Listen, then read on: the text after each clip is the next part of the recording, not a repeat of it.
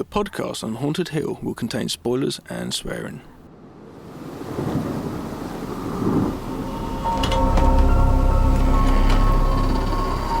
I am the devil, and I am here to do the devil's work. Make some of this, Michael. Be one of us. I didn't tell you my name. Hang up. I didn't tell them my name. They're all a part of it. They're all parts of it. Come. It is time to keep your appointment.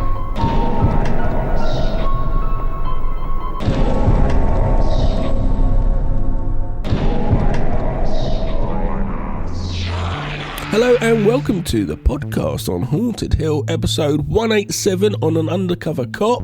My name is Gav. 187 and an undercover cop. My name is Dan and I'm here to rock. 187 is the penal code in America for murder, death, kill. Just thought we'd say that. It was played lots and used lots in Hibbity Hop in the 90s. And stuff Gangster like rap. So Dan and I couldn't resist the number declaring. I don't know what I'm saying. Anyway, welcome everybody. Welcome back. If you've listened to us before, If you've never heard us before, then welcome front. Yeah. And if you just like to potter about now and again, slip in once come in a around while. the side. Come around the side. Just It's a come better around the place to side. slip in. We've almost got that down after about a year of coming up with that catchphrase. My brain almost got goes it. to it straight away. Then I go. Then I sort of That's just very like. good. It's like. And then you look when at I it lost. It's like when I play Super Mario Kart and I see the banana skin. I do it. It's because I have this thing where I like to just fuck myself up. I've done it all through my life.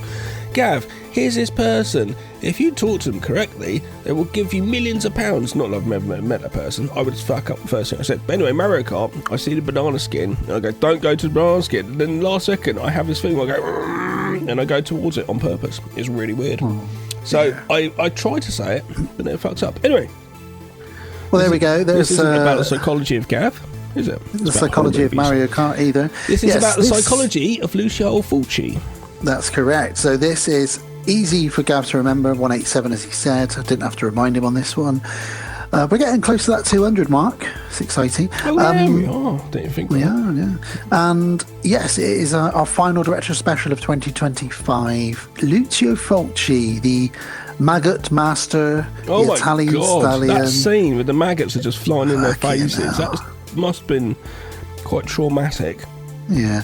So he is known. I mean, I'll get into it when we'll obviously do a bit of a backstory on how he got into his career and his sort of back catalogue of work, and he's got a lot, so we won't go into great detail in it.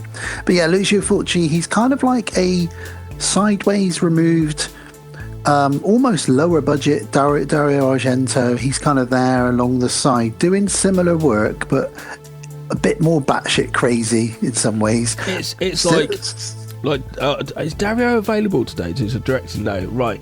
Grab Lucio. It's like, is Goblin available to do the score? No. Right, grab Fritzy. Yeah. But I'm happy for it. Yeah, fine. It's not. I'm not Practical disparaging effects. it in any way. His work includes great practical effects and great atmosphere and doesn't always make sense, and I love that. And that's kind of the reason I love Argento. But we will get into more detail about Lucio Fulci. As you know, by clicking on this episode, you know that we are covering two of his what's the trilogy called? The Gates of Hell trilogy. We will be covering City of the Living Dead from 1980. We'll also be covering The House by the Cemetery, one of the best horror film names of all time, in my opinion. House by the Cemetery from 1981. Yes. The other movie in that trilogy is The Beyond. We may come back and do that at some point because that's a great movie as well. The name, The House by the Cemetery, in the front cover puts in your mind a lot greater movie. Not spoiling my review there, but there's a bit of a tip towards it. It looks like it's going to be a slasher, but We're getting to it's it. batshit Italian craziness. So yeah, that's what we're covering. We've got a really great story for World of the Strange. So Bill Murray's excited about that. He's here early, actually. He's in the kitchen making me a lasagna, which I'm really excited for. I don't know what all the extra herbs are that he's putting in it. I may be quite sleepy by the end of this episode. We'll see how that goes. Is he trying to and then- Cosby you? You got me boo boo. Madam, it is lasagna. Sometimes I get a bit Adam Sandler when I do Bill Cosby. Give me the babadoo. Yeah, so that's what we got coming up. You know, it's going to be a fun episode. It's going to be a lot of maggots. I have got to apologise to the listeners. I have a cold. It's that time of year, and we were programmed to record, and it's not that bad. You know, I can record, but occasionally I'm going to be coughing at the side. I'll try my best and not do it so much. And everyone's like, why don't you edit it out? Well, I might do if it gets bad, but, you know. And I equally have a froggy throat, so I do my best. But hey, fuck it, we're here, and we're here to party. We're here to get all Fulci'd up and maggoted. And before we get into what we've been watching and all that kind of stuff, it's been a weird time. The Epstein files are about to be fully released. We've heard some rumours about Trump and Bill Clinton, which I won't get into right here, but I did fill you in on that off air, Gav. We don't do politics. We just do horror. We've got a second moon at the moment. It's only going to last for 57 days, so that's weird. And there's 3i Atlas is still plummeting its way through the solar system.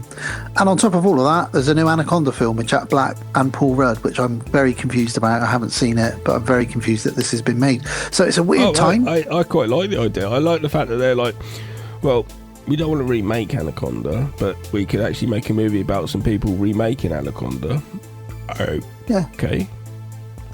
Well, look, I'm a big Paul Rudd fan. Who isn't? I think Jack Black. I think it'd be fine. Hopefully, it's the sort of humour that we need at the moment. We just need some silliness, you know. I think my little boy's got a bit of a man crush on Paul Rudd. Actually, we're working our way through all of the Marvel films. Say Jack Black. Not Jack Black. He might do. We are working away for all of them, and he's loving Ant-Man. We're on Ant-Man at the moment, and he's like, he's very pretty, Daddy. And I'm like, yes, he is very pretty, isn't he? Because I agree, you know, Paul Rudd is beautiful. But he loves it. He loves Ant-Man. So that's fun. But Gav, enough about my son and anything else. What have you been watching? What haven't you been watching? What films are you talking about? Well, let's talk about films and stuff. And what I haven't watched is the new Running Man film of Edgar Wright. So I only want to talk about it quickly because not getting into also the politics of cinema, but I thought it was interesting to talk about very quickly, like.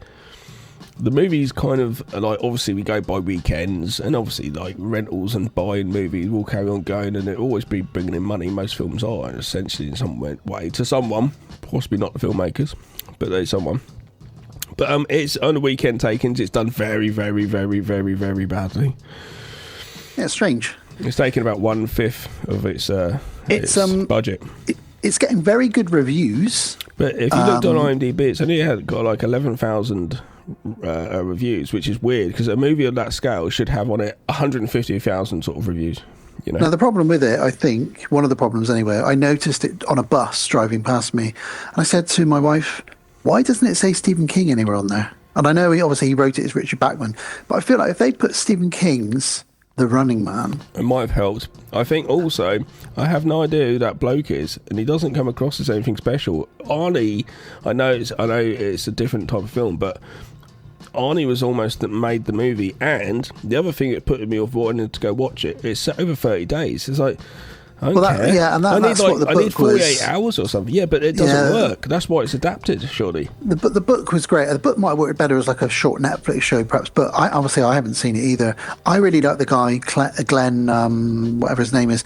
I like him. I've seen him in quite a few things, and he's pretty decent. Actions, like when he does like the low budget action stuff. He looks the weird thing about it, though, forgetful though. The thing about it, they're really trying to sell it with Edgar Wright's name. For anyone that doesn't know, this is an Edgar Wright film. And on the bus, all it said was The Running Man. Adapted for the screen by Edgar Wright, directed by Edgar Wright, and something else by Edgar Wright. And I was like, why have you got his name on there 3 times, but you haven't got like Stephen King or anything like that? I don't know. I don't think it's been marketed very well either. Apparently, looking at reviews of it, it hasn't got any of Edgar Wright's signature editing, cuts, beats, drops, all that sort of stuff. It's not like that at all, like his normal movies. So it looks like it's probably got producer fingerprints all over it.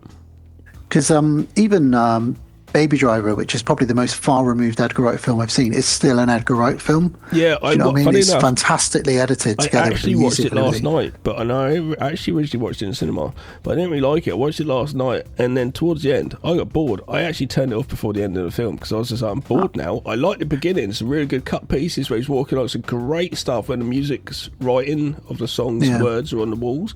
All that shit's amazing, and then it just got boring, It does it turned into a very mundane, standard whatever. action thriller by the end. But yeah, I mean, I will check it out when it comes to streaming. I'm a fan of Stephen King and his works and that Running Man. I'd love to see how they've done it more in line with the book. And apparently, 'cause- we have like Buzzsaw and all these other people in the first one. They all had characters, the opera singing one, and they all had the kids actually had a character themselves, Jesse Ventura and stuff like that.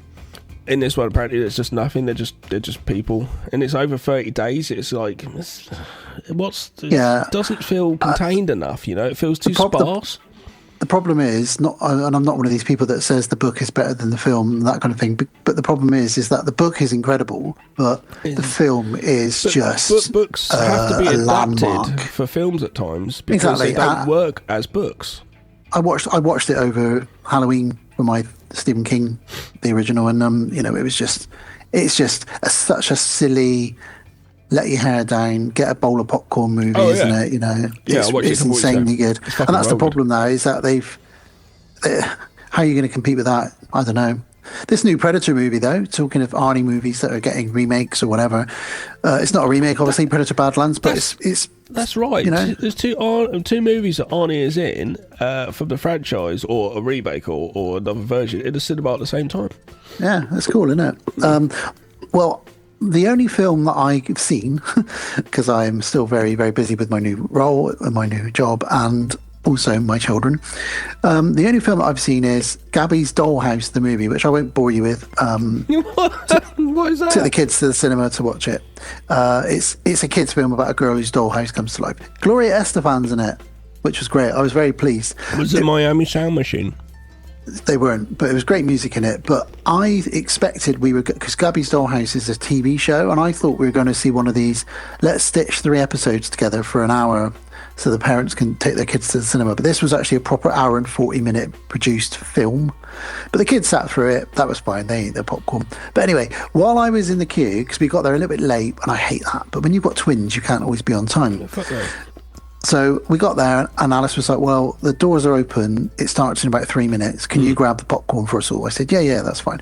Got in the queue. And there was this couple in front of me with 2 little boys who were about, probably one was about 5 and one was about 8. And they just turned up at the cinema. What can we watch? And the guy was like, what are you interested in? And I was thinking, hurry up, because I've got to get this popcorn and I've got to get to my kids. And I don't want to miss the start of the film, or they're going to be annoyed they haven't got their popcorn. And they were there for about 10 minutes going, well, what is there at this on? I don't know. There's Gabby's Doll. Yeah. And then the dad said, what about this Predator film? And the guy was like, I mean, you could do that. I don't really know if that'll be suitable, but I've heard really good things about it. And he started trying to sell Predator Badlands to this mum and dad who had their 8 and 5-year-olds. It's a 12A, so you can take I kids. thought, what are you talking about? You can't take them in. Anyway, it turned out they ended up sitting in front of us in Gabby's Dollhouse, the movie. So that was great. That was my only film I've seen. Did you get home and shout at people to get off your lawn as well? No.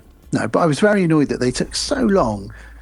They just rocked up, and they could see there was me and then a queue of people behind. They were just taking their sweet ass time. What popcorn can we get? Should we get sweet or salted? We could get a mixture. Do you want M&Ms in it? Yes. Can we get M&Ms? Do you want? I don't want M&Ms, Daddy. All right. One of them does, one of them doesn't. I'm just thinking, fucking move. Rant over. Speaking about Anyway. films, the other night I just watched Thank you. The Untouchables. I just kind of put it on because I was cold, and I remember thinking Sean Connery going, just move your feet up and down. That's when you're cold. And I was like, I want to watch Untouchables again. So I watched it again, and it's 2 hours long, just over 2 hours, and all of a sudden it's like 8 minutes left, and I was like, what the fuck?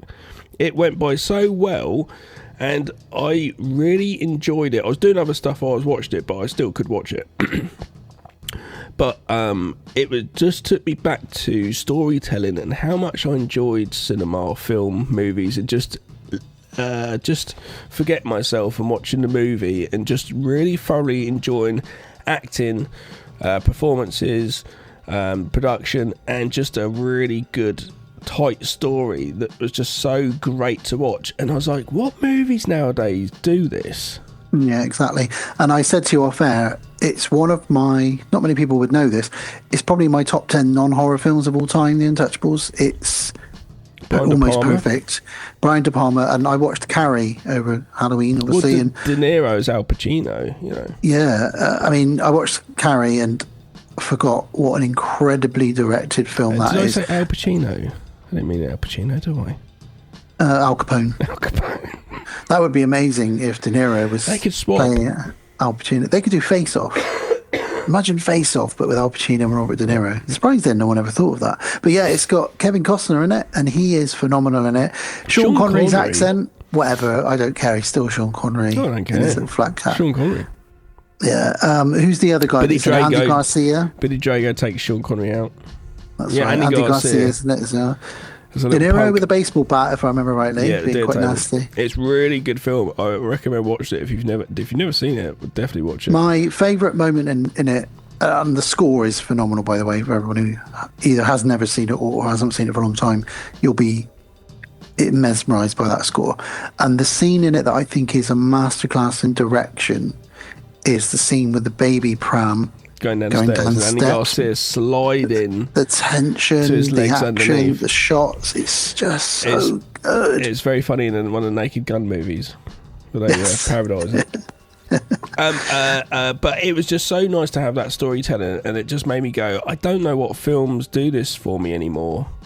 I like this, like movies like they're good ideas and they're alright, but not like so engaging. It's just like it's like, I guess, What year reading was a it? good book or something. I don't know, probably about 87, I guess. Yeah. Because it Just so feels like good. it's one of those, it feels like Popeye Doyle type 70s movies, doesn't it? It's almost made a bit like that. 87, I was correct, yeah.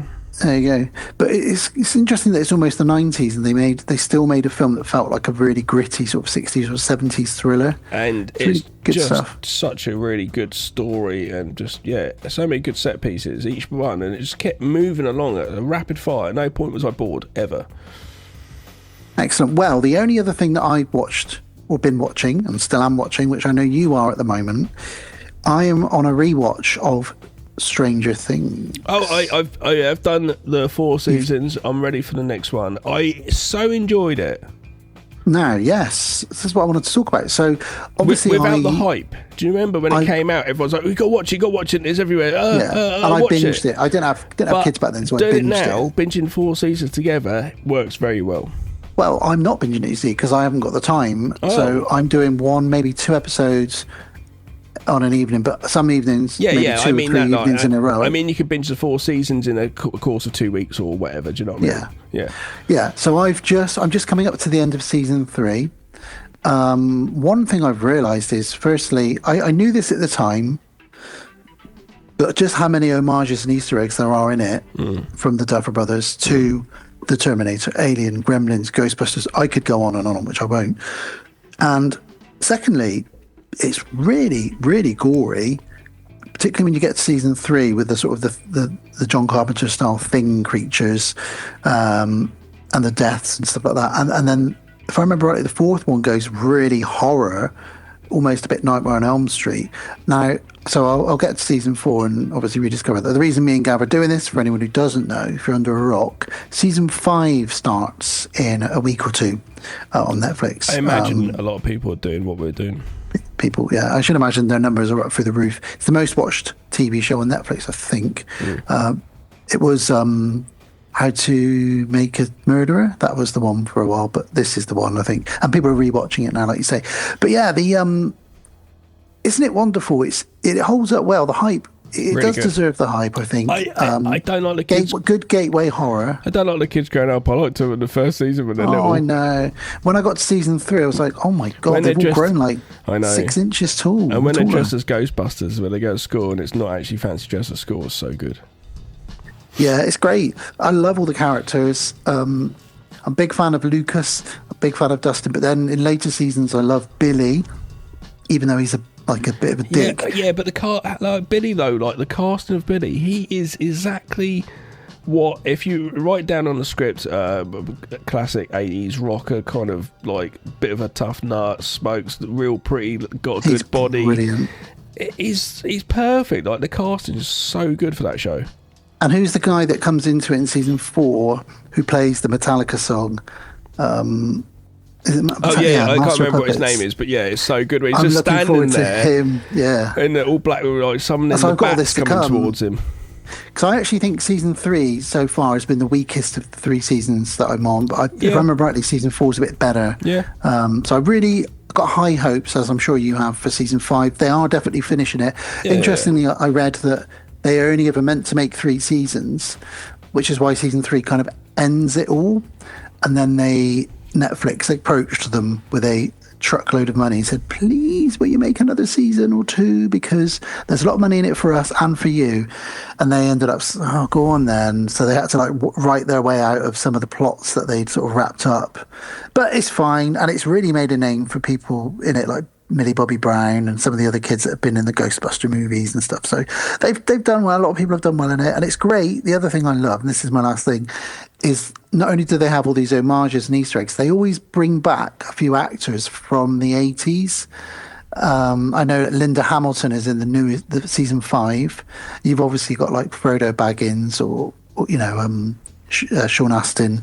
It was in one of the seasons as well. All these characters, you see these people, even Carrie Ewers from The Princess Bride. I love that they bring back these, even Winona Ryder, you could say, is an 80s, 90s actress that they brought back. So love it, absolutely love it, and I'm really enjoying it. And what's been nice is when it did come out originally, I binged it in like one weekend because, like I said, I had the time, no children back then. This has been nice, just picking up an episode and then that's it for a day or 2. Maybe I will do 2 episodes one night and that's it. Yeah. And you're just plodding your way through it. It was like, that's why TV shows seem so easy to just do that with. But a movie, you feel like, I need to like set myself 2-3 hours. I've got to solidly concentrate on this because all the information is here at this moment. Or an hour and a half, which is fine. But then sometimes a TV show, it's like, well, I kind of, especially if you're rewatching one, for sure, I know the characters, so I can just kind of drop in and out, especially if I've already seen it before. It's not a problem, because I did the same thing with Breaking Bad. Exactly the same, and it's fantastic. You've still not seen that, have you? No, I haven't, no. It was fantastic to go back through it again. But like I said, I forced up some of the boring shit. His stuff with his wife, and when she has an affair, it's not really much of a spoiler because it's been bollocks, really. It's about boring, falls out. But Stranger Things, I didn't. Stranger Things, I watched the whole thing because everything's pretty decent in it. I also, funny enough, speaking of TV shows then, I binged this week over 2 nights one called Dark Skies, which just come on Netflix, about Native Americans, Native American policemen.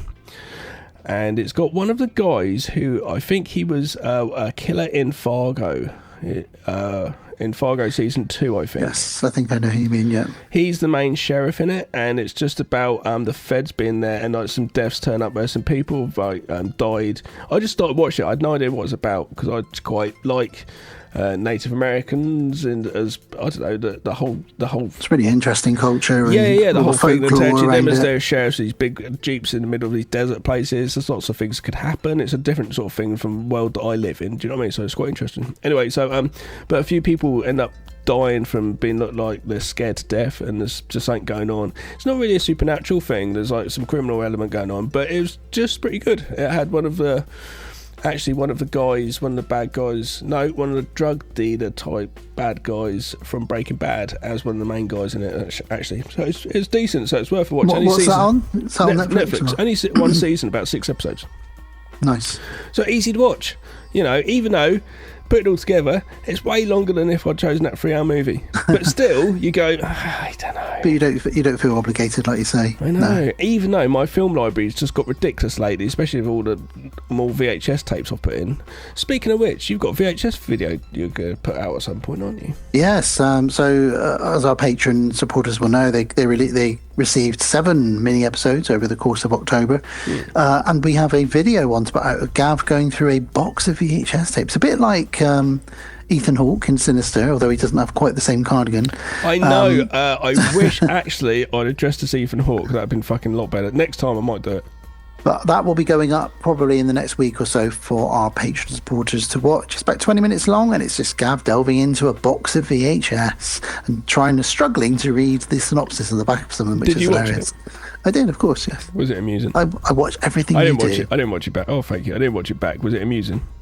Yes, it was funny, yeah. Really good. I've been drinking a cup of tea. Really good finds in there as well. Some completely sealed tapes, so yeah, it's cool. It's weird, isn't it? Yeah, it's cool. It's cool. Well, is there anything else you wanted to mention before we delve into Lucio Fulci? I'm happy to get into Sea of the Living Dead from 1980. Yeah. Well, before we do that then, because this is the director special, just quickly break down Fulci for everybody out there, just so you know who he is, and some of his work that he's done, how he got into, obviously, being a maggot maniac. And this will become if you've never seen a Lucio Fulci movie, there's a lot of maggots and worms in his movies. And very quickly, I've said it before, I think, but I would have done. Alan Jones, one of the head owners of Fright Fest Festival in London every year, is also actually mainly known as a film reviewer, and he's interviewed many filmmakers over the years, all the classics from the 70s and 80s horror movies. And he met Lucio Fulci one morning, and Lucio Fulci had been gambling all night, drunk, and he met him for an interview, and he puked all over him. Lucio puked? Yeah, all over Alan. And Alan didn't like him very much, apparently. And that's all I'm going to say. And that's all I know on it. But I thought I'd just drop that, because I thought that's the only thing I know about him. But what I think, gambling all night and then just puked all over the interviewer. He's not as well known as some directors, but you your listeners will have definitely seen some of his stuff. He's in a lot of his movies. He actually stars in one of his films. Yeah, and he's in both of the films we're covering. Some of the movies done, like New York Ripper, it's just such a full-on film if you've not seen it. Yeah. Well, let's discuss him. So Lucio Fulci was born in 1927. He did pass away in 1996. Italian director, screenwriter and actor, celebrated for his prolific career across various genres. Became a master of the macabre horror, and he was sometimes dubbed the Godfather of Gore. His work is usually distinguished by the Spaghetti Splatter King. Yes, I love that one as well. Spaghetti Splatter King. That's I just want to make that movie. His work his films are usually, you can tell if it's him because it's usually got like a surreal, dreamlike atmosphere to it, and shocking violence, very gory, usually involving worms or animals or maggots. Very Argento in that respect. It doesn't less about the women. It doesn't matter who you are in a Fulci movie. Anyone can get it. You don't have to be a pretty woman to get a knife through the face. Anyone can get it. But yeah, and they don't always make sense, his films. But that's kind of the beauty of it in a way. Just adds to the weirdness. So he started his career in the 50s. As a screenwriter and assistant director for Italian comedy films. Actually, he was making a few short films directed in 1948. Directed short films, 3 of them. But he professionally, professionally Italian comedy films, which is brilliant. Because there's not really any comedy in his films very often, if there is any at all. No. In the 60s, though, he directed several successful comedies and then started venturing into other genres, including spaghetti westerns, porn, softcore porn. And 2 of his biggest films were Massacre Time from 66 and 4 of the Apocalypse from 75. They were westerns. I would be interested to see a Lucio Fulci western, because I do like a western. So he made a spy movie which is called 002 Agenti Sergei. I don't know what else it says because I can't speak Italian, but it's called 002 rather than 007. Brilliant. Now, his wife died in 1969, and this is where he shifted his focus away really? from comedy and cowboys. Oh, shit. He delved into giallo, first of all, giallo, and then later horror. So one on top of the other was his first giallo film, I think.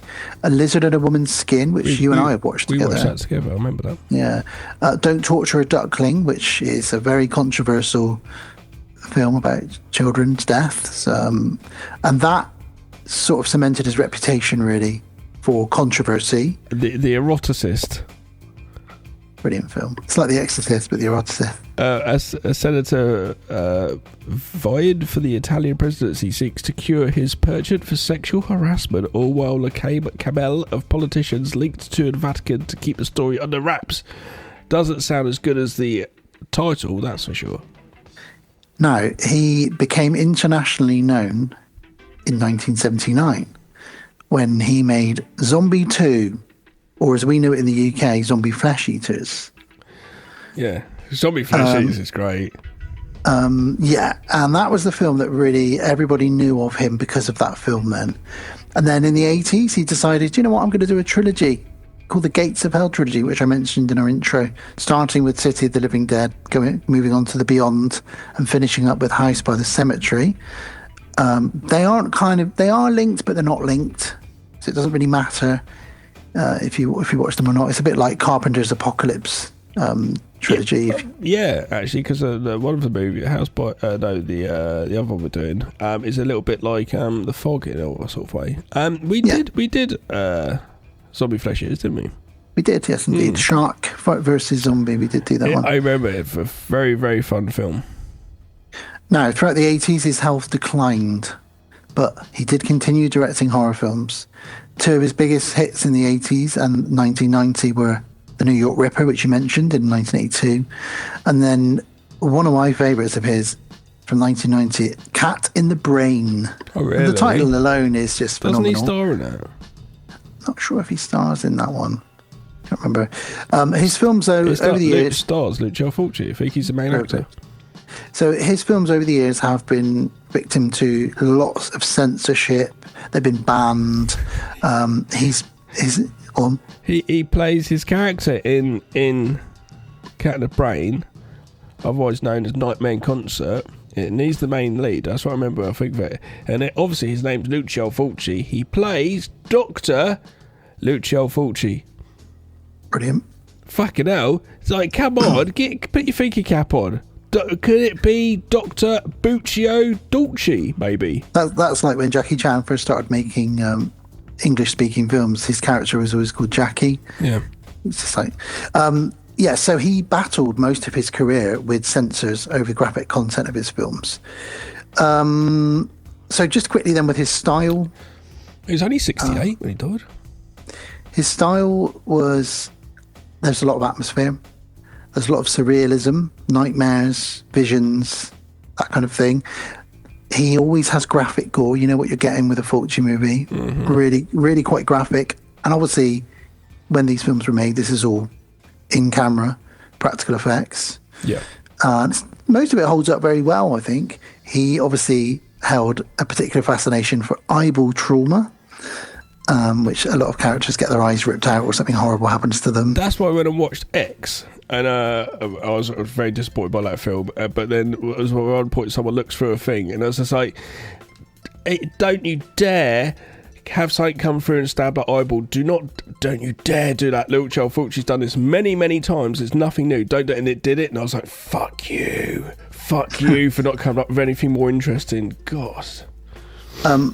Other themes in his films are cosmic horror. He's heavily influenced, and he said it himself, by the work of H.P. Lovecraft. Mm-hmm. So there's always a cosmic element to... Well, not always, but some of his films have a cosmic element to them, like this strange evil. The first film we're covering says writers H.P. Lovecraft. Yeah. So he's taken this slightly from something, presumably. And much like Argento with Goblin, as you mentioned earlier, his films always contain soundtracks, usually by Fabio Frizzi. Very surreal and chilling, and they're wonderful soundtracks. Really great to put on a Halloween if you're just sitting around the house. He also likes to chuck in the odd anti-Catholic theme as well. He was raised Catholic, but a lot of his films contain anti-Catholic or anti-religious themes and imagery. Don't Torture a Duckling and City of the Living Dead. There's a lot of talk of the Book of Enoch and stuff like that in there. So, yeah, he obviously left a legacy behind. Tarantino said he's one of the best, in his opinion. And he loves most of his films. And you know what Tarantino's like, you know, if he says, then it's usually a pretty cool thing. But yeah, that's just a little bit of a background on him. And then do you want to zip through a couple of his more well-known films for people? We've covered a lot of them. I think anyway, you just covered really. a lot of them when you spoke. Yeah. I think really Zombie or Zombie 2, The Beyond, House by the Cemetery, City of the Living Dead, New York Ripper, and Manhattan Baby is another one which I love of his as well. I don't remember that one. He even did Zombie 3, Cat in the Brain that we said, and he did a TV movie called Hansel and Gretel in 1990. His last film came out in 1991. So he did a lot of stuff. 61 credits he's got as director on IMDb. Yeah, that's a fucking good career for a filmmaker. Yeah. And I'd love to know if there was any kind of relationship between him and Argento, really. I bet they were competitive.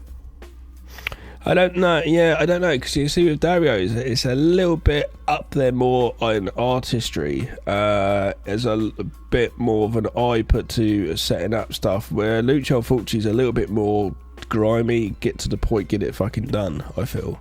But I agree. But that's not, again, that's not dissing him. That's just the way he makes films. That's him as a filmmaker. But and the way he is as a filmmaker makes the way his films have a certain look as opposed to someone else. I think you're right. I think the closest director you could compare him to is Argento, but the difference between them is Argento is an artist that makes films, and I think Fulci was just a filmmaker. They weren't as high-end art as Argento, which he used a lot of colours, still uses a lot of colours and music and visuals. It's a very stylish thing. If you think of Italian filmmakers, if you think of Italians as artists and quite stylish as a place, Italy, you could probably think of Dario. I'm looking at Manhattan Baby trailer. I've never seen this, actually. So, I mean, the last thing I'll say is I love Italian horror films, and that is that.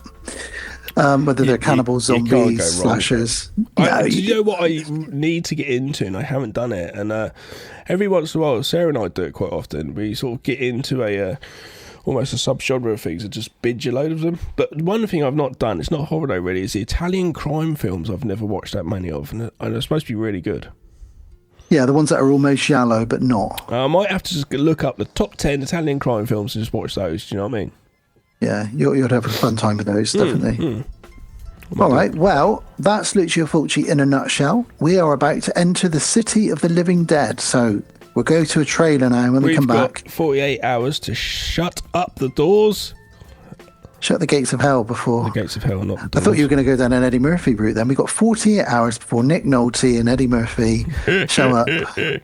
I watched a documentary of his, and it's very, very good. Yeah, I really want to see that, and the John Candy one. I need to check them both out. All right, cool. Well, let's go for a trailer. When we come back, we'll go to City of the Living Dead.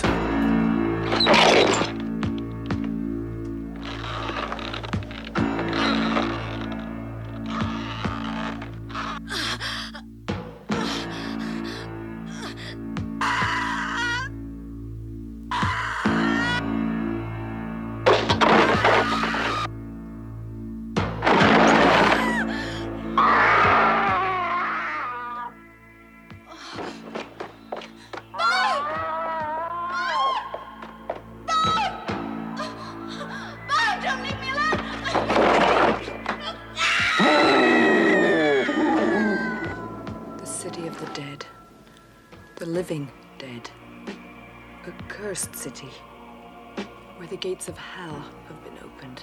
You've got to. You must reclose those gates.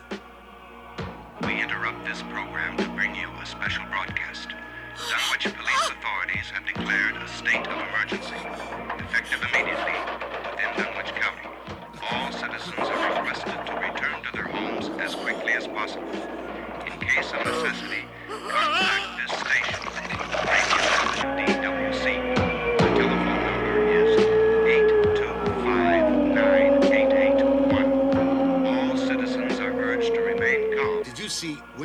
trance, did you see anything besides that tombstone? Oh, yes. I saw a priest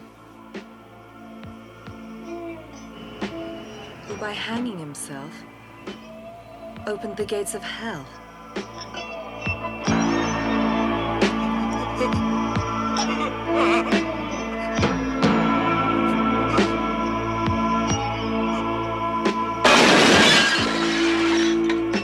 She's still here. She's still in the house. No, she's in here. I know she's still in the house. I don't want to see her anymore. Jerry, get her out, please. Tell her to go. She's in here. Do you hear her?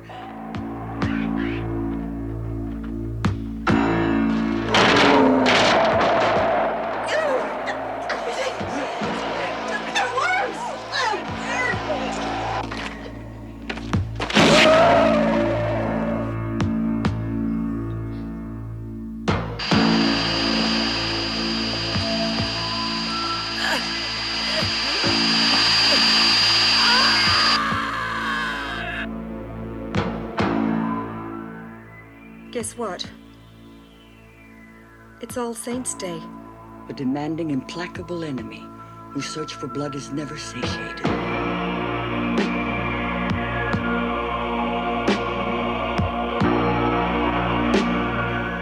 City of the Living Dead from 1980, not rated apparently.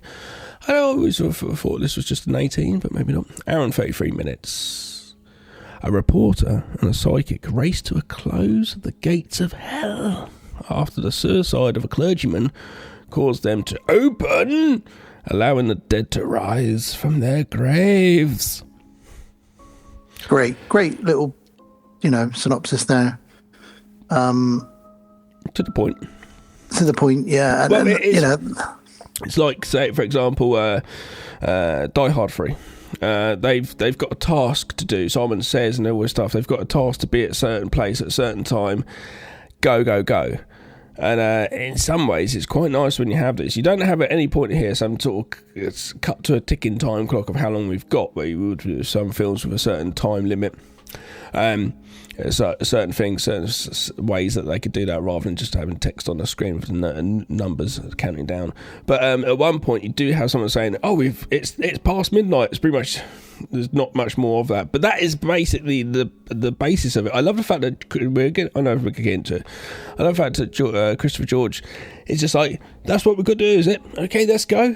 Have you not got any more questions? I would be like, hang on, I've got my lunch later and I've got teas in the fridge that he's eating. How long is this going to take? Where are we going? We don't know where we're going. Are we using sat navs? No, they don't exist. Mobile phones don't exist. We just got a map and we're going to town where we don't know if it exists. Yeah, to close the gates of hell. Yeah. Why? Because that's the biggest thing, isn't it? It's the biggest thing, really. So he's told we need to go find a town that we don't know where it is to close the gates of hell. Cool, I'm in. Let's go. Yeah, it's amazing. It's like, okay, all right, let's do that then. So you just go along as a listener, right? Let's do that shit. I will just say that the relationship between him and Mary is very Halloween 3, Season of the Witch, Tom Atkins on the road with a girl. They're kind of doing that kind of investigative thing. I completely feel you, Dan. I feel you. Yeah, I feel like Tom Atkins could have done this as well. But obviously, this is Christopher George. We also get Michelle Suave is in this as well, who a lot of people would know from Demons, the guy who had the metal face handing out the flyers. But also, he's a director in his own right.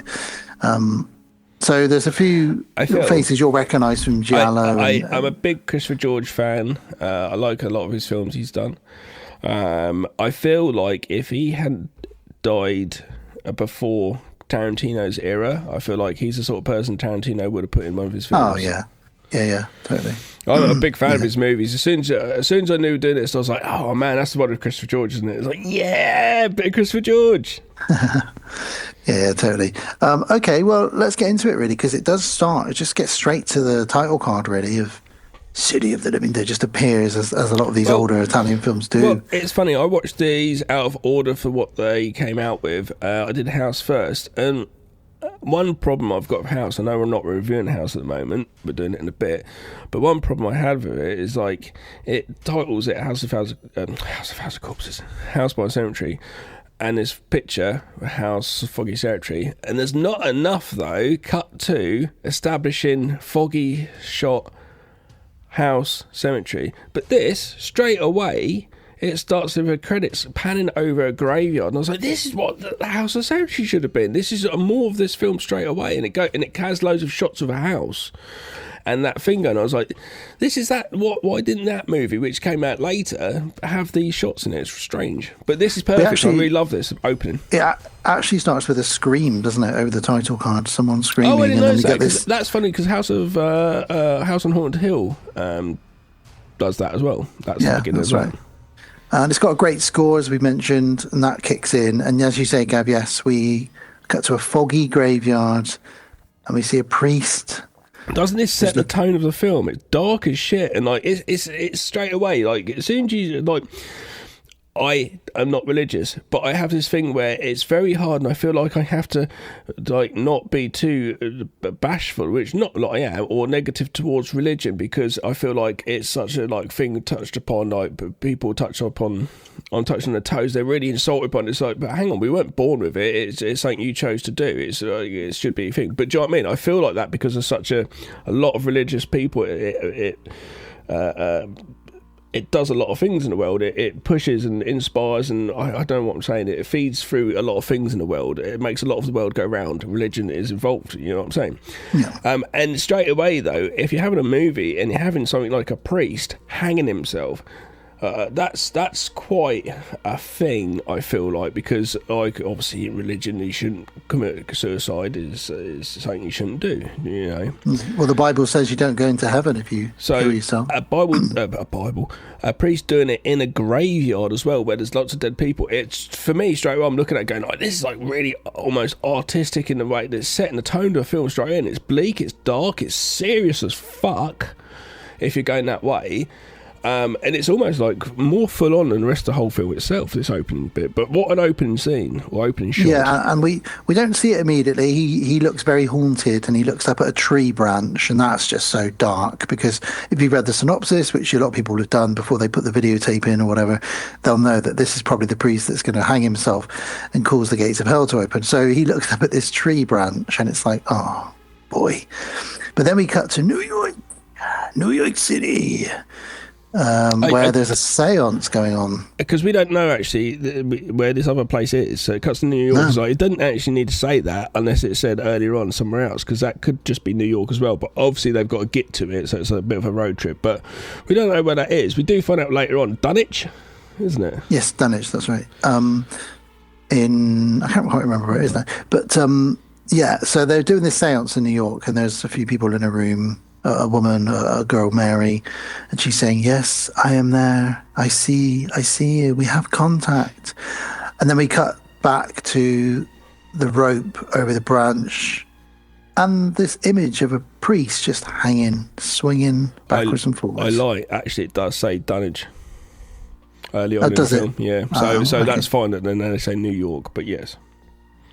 The seance lady seems to see this priest hanging from a tree, and what a shot again, you know, it feels with very that impacting. Score, with that score as well, and yeah, just a shot of him swinging, and then we see a zombie rising from the graveyard. Now, this is everything you want so far, isn't it? A priest hanging himself, the score, the zombie rising out the ground, a seance. Well, if you were go into the video shop and you're looking around for a movie to watch, what are we going to watch tonight, Billy? I don't know, Frank. What are we going to watch? Something with boobs, Billy. Oh, Frank, that'd be good. And some death. We want murder and blood. That's what we want. All right, that's that. What's that? City of the Living Dead. What do you reckon that's about? I reckon it might be about zombies, because it's got Living Dead in the title. Oh, yeah, it's a city. So it's loads of fucking zombies all over the city, Billy. Brilliant. Probably some boobs. And that's how it would have gone, I think, looking at that title, City of the Living Dead. You straight away know it's going to be zombies. Well, poor old Romero, you know, they're cashing in on his movie again, aren't they? Anything of the Living Dead, no matter what it is. Yeah, but fuck it. But it works. It's not a bad movie, though, so it's not like it's some cheap knockoff or something. So we cut back to the seance as this zombie rises, and Mary starts to convulse, and Mary dies. This is known for other titles, though, isn't it? So it's actually there are City of the other Living titles. Dead's probably the American marketers. Yeah, there are other titles to it as well. Original title, Paula nella città degli morti viventi. Which translates to City of the Living Dead. Oh.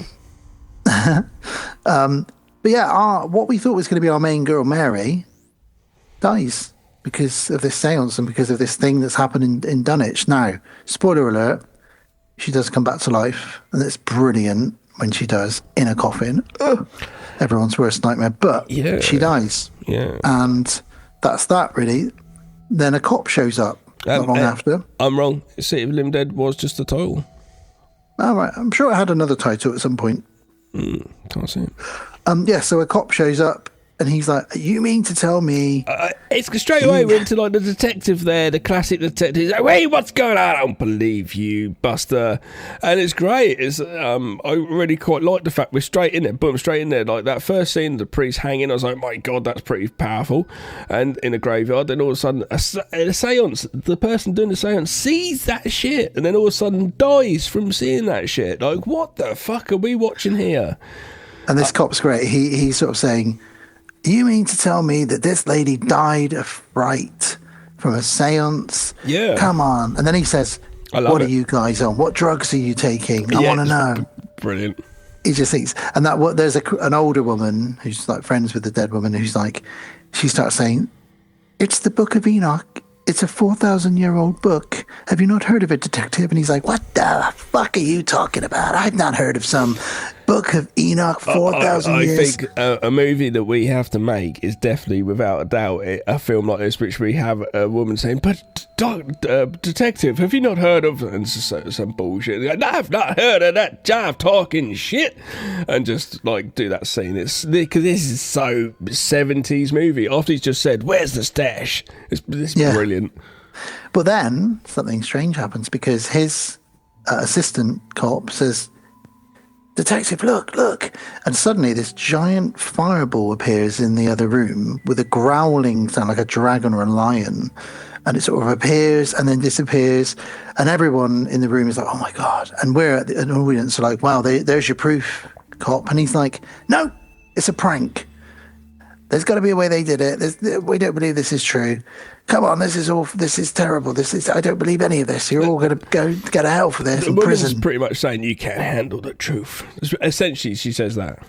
She says to him, detective, the gates of hell are opened and awful things are about to happen in a town far away from here. And he's like, what the fuck are you talking about? He must be going like, for fuck's sake, they've been doing the science. He's just basically like, they're all on acid.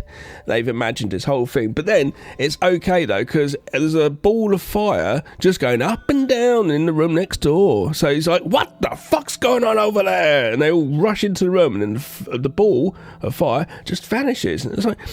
Straight away, I was like, how did they do this ball of fire going up and down? That's pretty good, really. And then we cut to a very strange scene of a man in the storm outside, and he approaches an old abandoned building. And we're like, what's going on here? What's this? He goes inside the building and he finds his little blow-up doll that he's got. Just before this happened, the woman who's the one the detective are questioning, who was there when the seance happened, she's sort of like the next person in charge, I guess, after the seance, who is in charge and doesn't do the seance. Anyway, she just says, precisely at this time, in another town, terrible things are happening. And then she looks directly at the camera while she says this. Then it cuts to this next scene. I was just like, this is batshit fucking crazy, but it's quite fun. And the scene is weird because, as I say, this man, who's Bob, goes into this abandoned house. My new name for him is Blow Up Bob. Yeah, well, he pulls out his blow-up doll, and it seems to inflate all on its own. It's the self-inflating ones, like in Only Fools and Horses. And he starts feeling it up. He feels the boobs. I know, it's just like, this is like, some movies, especially Italian horror movies, definitely get early on, you just get some boobs. We're getting a guy in some sleazy sort of setting with a blow-up doll. It's like, do not do this. This is not sexy. Definitely not sexy. But before he can go to town with this blow-up doll, he is distracted by, he sees what looks like a child, but it's actually a dolly, like a child's doll, covered in maggots and rotting flesh. And that's enough to put anybody off banging their I was going to say, really. that is, if there's ever like a cock block, maggots are a cock block. And that is kind of our opening, really. And then we cut to meet Christopher George, Peter, the reporter in New York. He's here and he's investigating Mary's death. He's just basically bugging these two guys who are just not doing much work, and they're really lazy. You're supposed to be working at the graveyard, burying a coffin with the lady in who Christopher George is in. Like, why is he interested in this, and how does he know about this? Well, before that, he's at the apartment where the death happened, and he's trying to bribe the cops to get in. And like, we don't take bribes. He's like, "Come on, detective." So he's just heard of it, or he's just been quickly assigned to it, because it must have only just happened. We also cut back to Dunwich briefly. There's people in a bar, and they're discussing these weird dust storms that we've been having lately. Yeah, I like that, because you got a load of loads of wind sound effects, and it's just like, it's such a simple thing to do. Quite often when we're making films, I quite like to put rain sound effects on, because it just gives a bit of atmosphere, and it's so simple to do. And I love the whole thing, and I love the fact that then they go, these winds are really like, no, it's planned. It wasn't just something in post there, just thought, let's chuck a load of wind sound effects for atmosphere. And then it kind of goes into the bar, and it really gives me the fog vibe, where it's like the town setting slowly building up the story, and something's going to happen in the town, and the atmosphere outside is starting to change, like the fog, but we've got the wind. I was like, this could be a whole thing, you know. It doesn't go that way, but you could almost do it with these guys, because these guys are quite charismatic in their own way of characters, you know. They discuss. They allude to a strange history that the town of Dunwich has. We'll find out more about it soon. And they say it's all started when that priest hung himself. Yeah, it's all gone scary. Yeah, and then a mirror cracks, and then a wall, not just a mirror, a wall cracks open with a giant crack down the middle of it. The barman, let's say it's The Simpsons, Moe's standing there going, what's going on with Moe? Whoa, like that. And then I would say Barney and Homer just like, fuck this shit, see you later, and they just leave. And he's like, oh no, don't leave me. Even though he's like, I don't believe in all this. Smoke starts coming in through the crack in the wall as well. So all he goes and does, though, is picks up a picture and tries to put a picture back on the hook, which I thought was quite realistic, because he can't actually do it, so he has to put it back down on the floor. I was like, did he just, as an actor, just go into it and just do that, rather than like set it up beforehand? It was like a whole... It came across as very natural. So it's a very fast-paced film. So we're already building up this image of this town of Dunwich. It's like a build-up, like the fog. Some creepy shit is going on, and then we've got New York, where at the moment things are kind of normal, but Peter is going to go on this mission soon. We then cut to a woman on a psychiatrist's couch. Talking about wanting to marry her dad. Well, I'm sure most girls want to marry their dad. My kids have never wanted to marry me. Well, the scene starts with... Well, you picked incest as the topic, so yeah. Why did you choose that? That is the first word. What's going on here? I know. It's also what is happening here. And then she talks about marrying her dad. It is a thing. A lot of girls go through, and I think probably boys with their mums as well. My daughter is utterly obsessed with it at the moment. It's like, you're so beautiful. I love you, Daddy. I love you so much. Will you always be my daddy? I love you. And if you ask Edith who she's going to marry, she'll say me, and it's like, that's not how it works. I'm afraid, my dear. You won't be allowed to marry me. I'm sorry. Yeah, it's definitely a thing. But this girl, she decides that's the topic she's talking to a psychiatrist about. It's an odd topic. And then it goes dark. Then he's like, well, I mean, you know, you talk about your dad, but he's the reason that you're a man hater, isn't it? Like, you hate. And you know, 80% of women, he gives some random figure, like 80% of my clients who are women hate men and have a problem with them. It's like, well, what's going on in New York? Why do all the women hate men so much? He's called Jerry, by the way, and she's called Sandra, and then a lady called Emily just walks in the middle of a session. That was a bit weird. I know. No privacy whatsoever in this session. If She's I was on the couch talking about incest. I was like, yeah, we're just chatting incest here. I might be getting deep into something here. And there was one from, who's this, your girlfriend? Why is she here? And she says, I just want to let you know that I'm off to go and see Bob. Now, as we know, Bob is Inflatable Bob. And blow up Bob. And he says that you are spending a lot of time with that guy. I am a bit worried. He's like, he's just a funny old lonely guy. He's a bit of a simpleton, you know. And then Jerry says, but everybody says his mother was a witch. And he says, in fact, everybody's ancestors in Dunwich were Salem witch burners. Yeah. And she's like, oh, come on, I'm just going to go and see Bob and check his blow-up doll doesn't need any puncture repair kits or anything on it, you know. And then all of a sudden, Jerry's cat attacks Sandra, who's still lying there, waiting to continue her incest discussion. The cat savages her hand, and it's because it senses the evil approaching. And he's like, well, that's funny, Sandra, because my cat's never attacked you. It loves you. Why would it do that? It's so strange. Evil.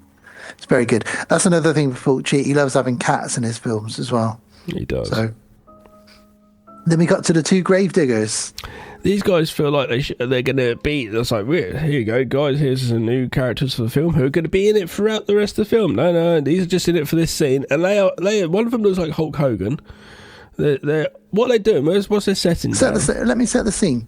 So we got two guys eating cheeseburgers, reading porno mags, as they're burying a woman in her coffin. But they're sitting on the plank of wood over a boat, so her feet are dangling in to the grave. They're literally, one of them's reading a porno, and he's like, oh, you're going to go blind if you keep reading those calls magazines. And stuff. Yeah. And the other one's like, just eat your burger, and they're just like, what's going on? And then Christopher George goes, hey guys, I'm a reporter. What's happening? What's going on here? And they're like, go away. We're busy. And then they get up and they just go and leave. And he's like, aren't you going to finish the grave? He's like, we'll do it tomorrow. It's not like she's going anywhere, is it?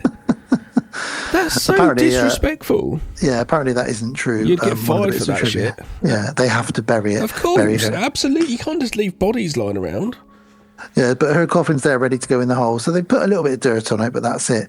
So Peter makes some notes while he talks to them, and he has a look at the graveyard. And then we see inside the coffin. While Christopher George turns up, you just have interspliced little cuts of her face, but there's no reason why that is. And I kind of just like that. I was just like, I quite like this. It's a nicely lit shot of just her face full in frame.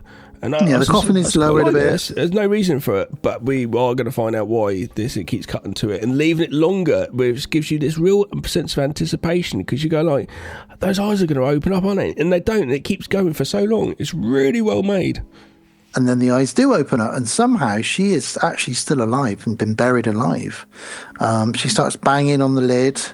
Peter is about to leave the graveyard, and he thinks, did I just hear a little noise? I don't know. Maybe not. She's carries on walking, panicking and hitting the box like shit.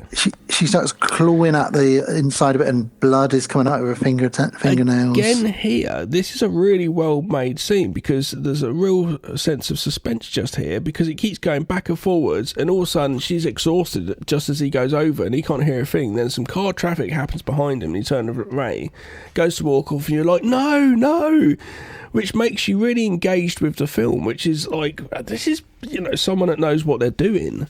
And he's literally about to leave. Just about to, and you're like, oh, she manages to get a last bit of strength to scream as loud as she can. And he's like, what the fuck, goes back there and goes, right, I know, I'm going to get her out. I won't jump down and see if I can pull out the door, put it open or anything and wedge it open. I will just pickaxe my way through it. Fucking hell. And from inside the coffin we see the spike. Oh my god, the trauma that she must be having right now. It's coming with like an inch of her face.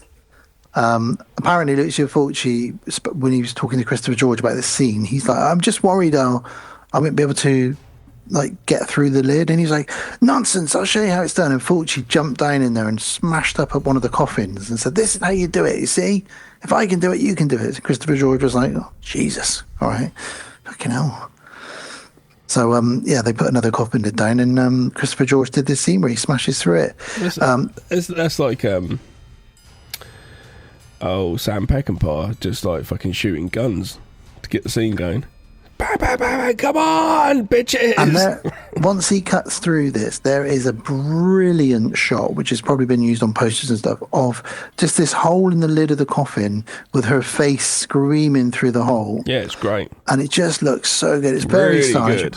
We talked about him not perhaps being an artist but he is stylish. This whole scene, build up, set up, and everything is fucking a really good sequence, which is actually made with someone that knows what the fuck they're doing, and they planned it. It's funny though because it starts off really like this, and towards the end it's fine, but this stuff really is more suspense through it. So no.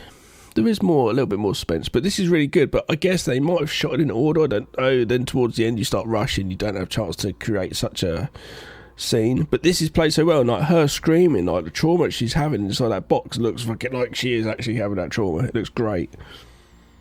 And instantly, we are suddenly back where the seance took place. And Mary sat there. She's recovering, having a cup of tea. Peter is being thanked by the strange lady, who again mentions the Book of Enoch to him. And he's like, what do you want about the Book of Enoch? And she says, it's the Book of Enoch. It's a 4,000-year-old book. Haven't you heard of it? It's brilliant. It's all about sort of the gates of hell. And, because a priest hung himself, the gates of hell are open. And we've got, Is he just not a bit like weirded out by this whole thing? He's just like someone who thought they're dead buried. He's just saved them. He's hanging out with someone who's about seance for someone that died who was given a seance. And they're talking about gates of hell. He's just like, yeah, man. Maybe it's the 70s. I don't know. You just went with it more. I don't know. Isn't Mary a bit freaked out that she was buried alive and she saw this horrific vision that killed her, and then she came back alive in a coffin? And the woman certainly isn't, because she's just like, well, it's the Book of Enoch, isn't it? It's the Book of Enoch. It's a bit. I don't know. I'd have way more questions than Christopher George does. He doesn't have as many. Mary does say to Christopher George, I saw the cursed city of the dead in my vision. And he's like, I'm very interested in this. What's this place called? And she says, Dunwich. And she says, the gates of hell have been opened and we need to shut them by midnight on Halloween. He's just like, oh, okay. Really? Am I going to get laid? It's kind of like that, really. Is that the only thing he's thinking? Because I'd be like, I've got questions. And it is, again, it is that now we've discussed it. Do you see what I mean about that? Tom Atkins sort of, he's going along for the ride. He's hoping to get perhaps laid. It seems he's got no agenda. Like, it's like maybe he has a few days off work. So he's just going to use that as a, all right, boss, well, I went on this wild goose chase.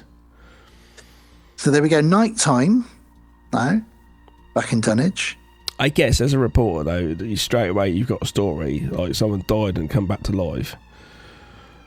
So we're at night time back in Dunwich at a gas station. And there's a girl. She gets out. And it's Emily, the psychiatrist, Jerry's girlfriend. Bob, where are you? Bob, it's me. What? No, he's a pervert. Why would you go there at night in the dark? Whatever, that's fine. She goes there. Bob's crying.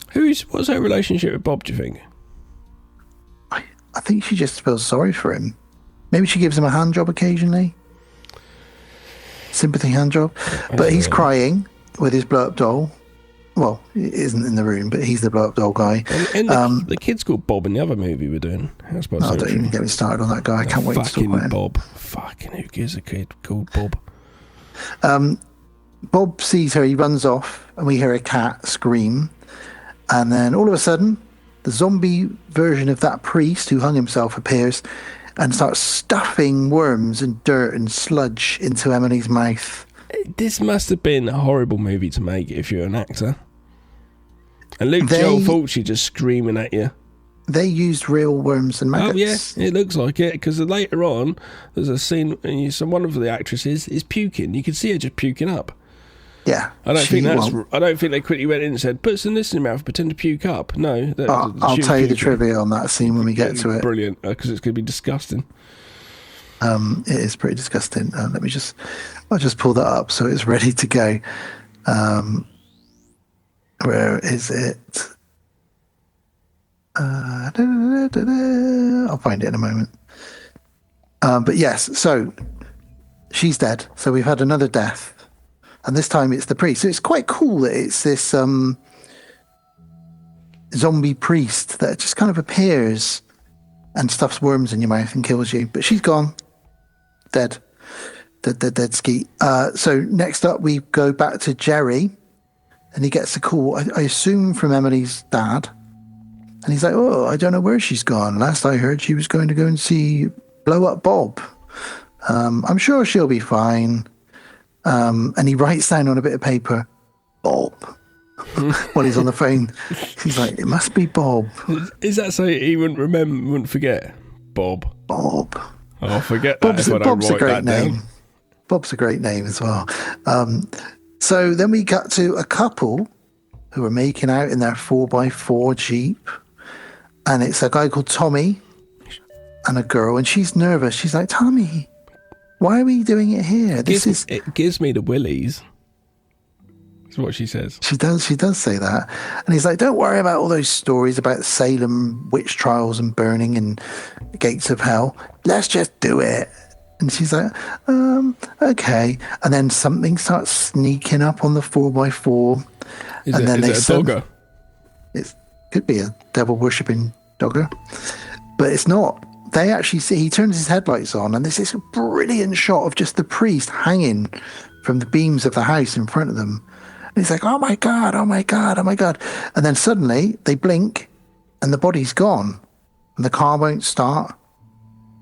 And then suddenly the priest is at the window and he's got this brilliant Christopher Lee thing going on where they obviously shone torches, little lights into the priest's eyes like they did when Christopher Lee was Dracula. And it just looks so menacing and haunting as he's heading towards their car window. He's a ghost. He's like a ghost zombie king. He's like the king of the zombies, but he's a ghost. It's weird. It doesn't make sense, and it's a Lucio Fulci film, and I love it. We don't question it. I'm assuming he's a ghost. So her eyes, zombie ghosts, like in the fog though, they're kind of like zombie ghosts. Yeah, that's why it feels the same. Her eyes start bleeding. Both the same year as well. They were. Her eyes start bleeding, and suddenly she starts vomiting. And this is the bit now I've got a little bit of trivia for. So in this death scene, and she cries blood as well, which is great. Her character vomits up all of her own internal organs. So the actress had to swallow a plate of tripe. Oh. And then when they said action, she puked it all back up. Oh. There's definitely bits where it's a fake, because you wouldn't be able to do that. They used the fake head for close-ups. Especially for the big pieces. There's no way you could, puke it up without choking your guts. You wouldn't be able to bring it up without choking. You know what I mean? But the way that she did it was, and she chose to, she just said, I'll just eat this plate of tripe and I'll vomit it up. And Fulci must have had a boner when she said she'd do it. He probably took that home and jizzed over that scene. They probably then cut it because the point where you can see it's obviously a fake head and it's just coming out again. So they must have just cut in between her and the fake head. But that was disgusting. But it's an incredible looking scene of a woman vomiting up her own internal organs whilst her eyes bleed. I was like, is that her organs? I was like, oh, what a thing to think of. Then they puke up all their organs. Like, oh my God. He tries to escape, but he's grabbed at the back of the head, and the back of his head is pulled off, revealing his brain. It is a full-on graphic video, this. And then all of a sudden his brain is plucked out. Yeah, it's a bit like Bad Taste, this little bit. Yeah. But this back of his head is ripped off, then his brains are plucked out, and that method of death happens a couple of times. I think where the zombie will grab the back of your head, rip the back of your head off, and then pull your brains out. Yeah, what a terrible way to go. Yeah, absolutely terrible. So another couple of deaths there, fantastic stuff. Peter and Mary start their quest. We're back in New York, yep. To find Dunwich. In a car. So they're on the way. They get to know each other a little bit, obviously. CG is driving. Oh, Christopher George. CG, is that what you're calling him now? It's just easier, CG. And the police and the coroner have found Emily's body, the one who had the worm stuffed in her mouth earlier, and looks like she's dead from fright. She's frightened to death, like a cardiac arrest. Jerry, her boyfriend, shows up, the psychiatrist, and he said, "It was Bob. He's a pervert." But then you have a cop say, "What the dickens is this?" He literally says, "Dickens. What the dickens is this?" We must say, for you listeners, these movies are dubbed over. Even the English speaking would have been redubbed in English because they're Italian, but they're obviously filmed in the US. What the dickens is this? And you're right, yeah, they do find a slush. They find a puddle of like black slime with worms in it. As you do. And they're like, well, what the fuck is all this, you know? And that, again, it's cosmic, it's supernatural, it's got its own backstory in it. I love these Fulci films for that, because we don't really question it. We just think, oh, that's weird. So Peter and Mary, as they're driving along, they get to know each other. And she says, well, I'll tell you my full vision now, if you like. And he's thinking, fucking hell. All right, whatever. Just tell me it then. So she says, I was hoping you could go to sleep so I could just have a peaceful drive in the middle of nowhere, not knowing where I'm going whatsoever, because I'm going to have to look at a normal map in a minute and try and figure this out, which seems bonkers. What film is it where someone's asleep and they pull out a little trumpet in the car and wake them up? Oh, and then he wakes up and he puts it back. Is it Sam Neill in yeah, it is. Mouth of Madness? It is. It's randomly, he has a little finger and just wakes him up because he finds it funny to himself. It's such a really weird thing to do. Yeah. So she tells him her full vision of the priest hanging himself, and because he hung himself in a graveyard, that opened the gates of hell. And obviously in Dunwich, the town has a haunted history because of the witch burning that happened. And she said, what we've got to do is we've got to go there, find his grave, find the priest, and he must be destroyed. And all this has got to take place before midnight on Halloween, because the following day is called All Saints' Day. Yeah. And if we don't do it, then the gates of hell will remain open and the entire world will be destroyed by zombies. And he's like, let's keep going then. I love the fact they're driving around in the countryside and it's all nice and green, except in the background you've got the sound effects of a city. Beep, beep, beep, and it's just like, I didn't even notice that. You know, what? Who's done this? Yeah, it's very funny. Now, cut back to poor old Emily, who had death by mouthful of worms. Jerry, her boyfriend, and the rest of her family have all gone to visit her body in the morgue. The mortician looks like a vampire. That is, I think that's Lucio Fulci. No, it's not. Is it not? Oh, okay. He's in this somewhere. He's in at the beginning of the film. Oh, okay. Yeah, he's a weird guy. Definitely does stuff to the corpses, I would say. Lucio so her Fulci? body... No, not him. The mortician. The mortician character. Her body is currently being embalmed, and they're putting makeup on her. And while they're in there to go and visit her, there's another body in there. Like you just leave another body lying around. So not only is her little brother, who's probably, 8 years old, traumatised by seeing his dead sister, there's an old lady in there who's dead as well. Oh, don't worry about that dead one. You need to just have trauma over this dead one.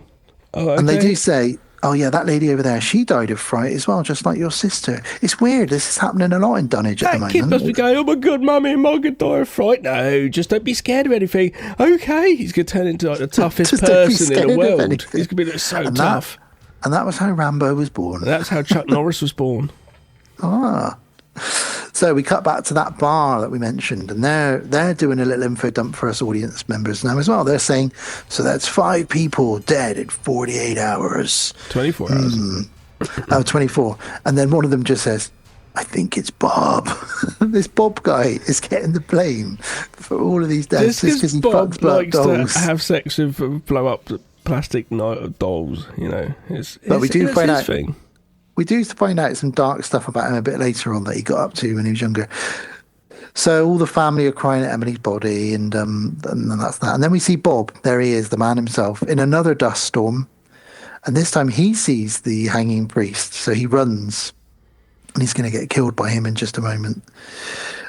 Peter and Mary pull over in the country. They're lost. They haven't got Google Maps. He's pissed off, and it's just like, what were you thinking? He must have been thinking with his dick. He had to be. Because it's like, come on, you know, at some point you're going to have to look at that map. And that map you could have looked at before you set off, because it's just there, and gone, like, where is this place? But obviously they were like, let's drive around for a while. Which makes sense, I suppose, if you could find it. Let's drive up here. But no one's even heard of Dunwich. Most people haven't even heard of Dunwich. Yeah. So they're like, well, it's not on any maps. And then he says, well, I'm hungry. She's like, me too. And he's like, let's go get some food then. Some local cuisine, as he puts it. Yeah. Back in the morgue, Mary and the old lady's bodies are there, and the mortician comes in and steals their jewellery from them. So he's definitely a wrong one, isn't he? And as he goes to reach for the old lady, she bites a big chunk out of his hand. Good, that's what you get. Him, right? That should be what happens to all people who steal from the dead. They come back as zombies for the moment and bite a chunk out of them. Oof, don't steal from the dead. That'd be great. That's a nice movie title. Don't steal from the dead. Ah, that is a good title, actually. Write it down. Deadbolt Films. Don't steal from the dead. Coming this Halloween. Now, little John, Emily's brother, he's very upset and he's very traumatized. He's sitting in his bedroom crying because he's just been to see his dead sister's body, and he hears something out of the window, and he sees a woman outside sort of staring at him, and it's Emily, and she's rotting. She's a zombie. And he runs downstairs and he goes, "Mummy, Daddy, Emily's back and she's trying to get me." And this sounds crap how I'm saying it. It's actually done really well because this kid acts it out quite well. And bear in mind, this is a kid that's just lost his sister, and he's run downstairs and told his parents, "Emily's back. She was trying to come in my room to get me and take me away." It sounds like everything a kid would say when they've had a nightmare.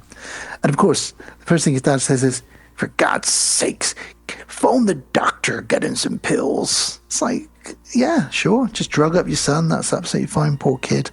And he says, it's true, I did see her. "No, I'm going to get you some medicine. Make sure you sleep." Next we see Bob sneaking around again, always cutting back to Bob. Jerry gets a phone call. Jerry the psychiatrist, Emily's surviving boyfriend, and it's Sandra, and she says, "Get here now." And he's like, "What is it?" She says, "I can't explain, it's too weird, you just gotta get here." I love this next scene. And he says, "I'll be there in 10 minutes. So he gets in his car and he burns over to her house. Now while he's on the way there, we see Bob breaking into a garage, someone's garage. No, he wants to. So he's homeless, isn't he? Yeah, so he gets in the back of a car and has a little sleep.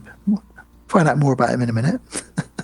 Fucking hell, he gets what's coming to him. He doesn't. I don't know if he deserved this. No, but already. I'm surprised he hasn't got his blood doll with him as like his girlfriend. His arm round it, spooning in the back of the car.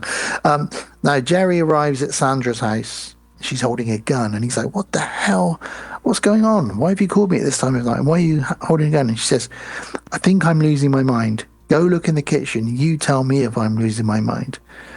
And he goes in the kitchen. What's on the kitchen floor, Gav? It's the old lady who died, who was in the other room, back where we were speaking of earlier, is now here. So this assuming we're going like she's got up, walked off, like in the fog when Jamie Lee Curtis is left in the room with the dead body. Exactly the same. So this one's got up and just somehow got past everybody and just walked to this person's house.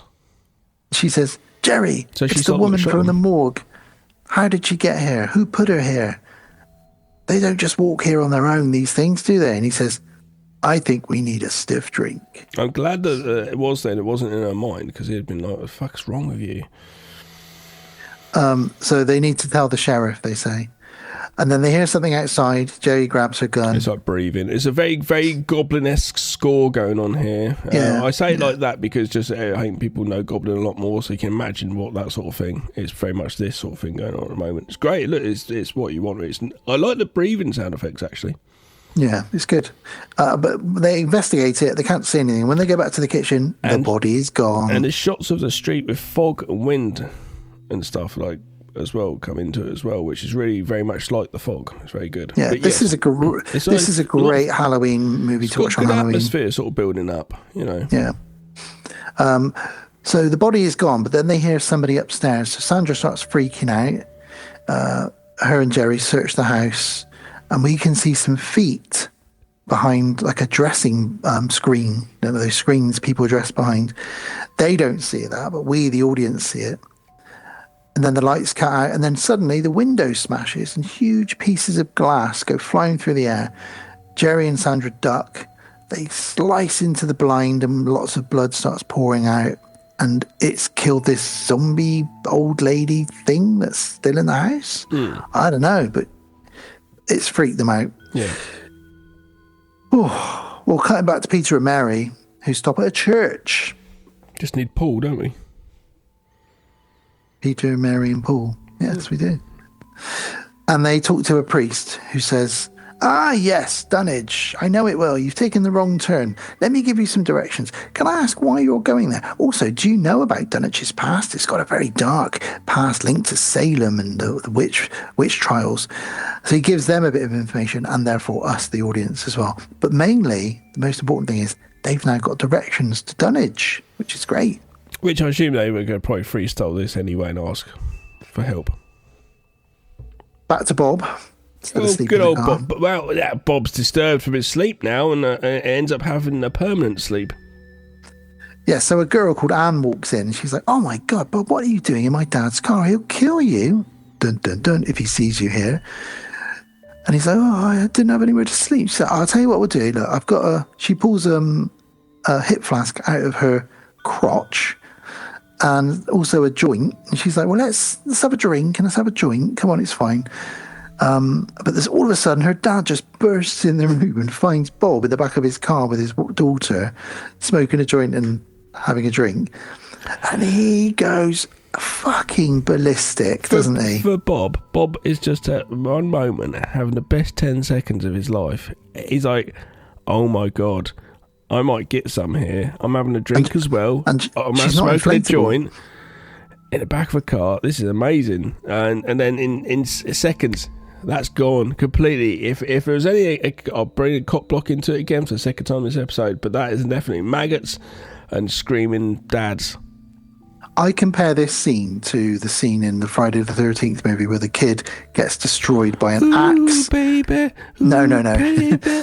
No, you know, when the kid who's like, "I'm not going to share my chocolate bar with you," because it's anger that comes out of nowhere, and it's so unhinged. And he basically beats up Bob because he thinks he's molesting his daughter in the back of his car, and then he's got this industrial drill which Bob accidentally turns on with his hand. Now, so if you imagine a normal hand drill for anyone who hasn't seen this scene, but 3 times as big on its side, attached to like a workbench with a 12-inch drill bit, and her dad holds him down and just starts pushing him closer and closer, and you're thinking he's just trying to scare him.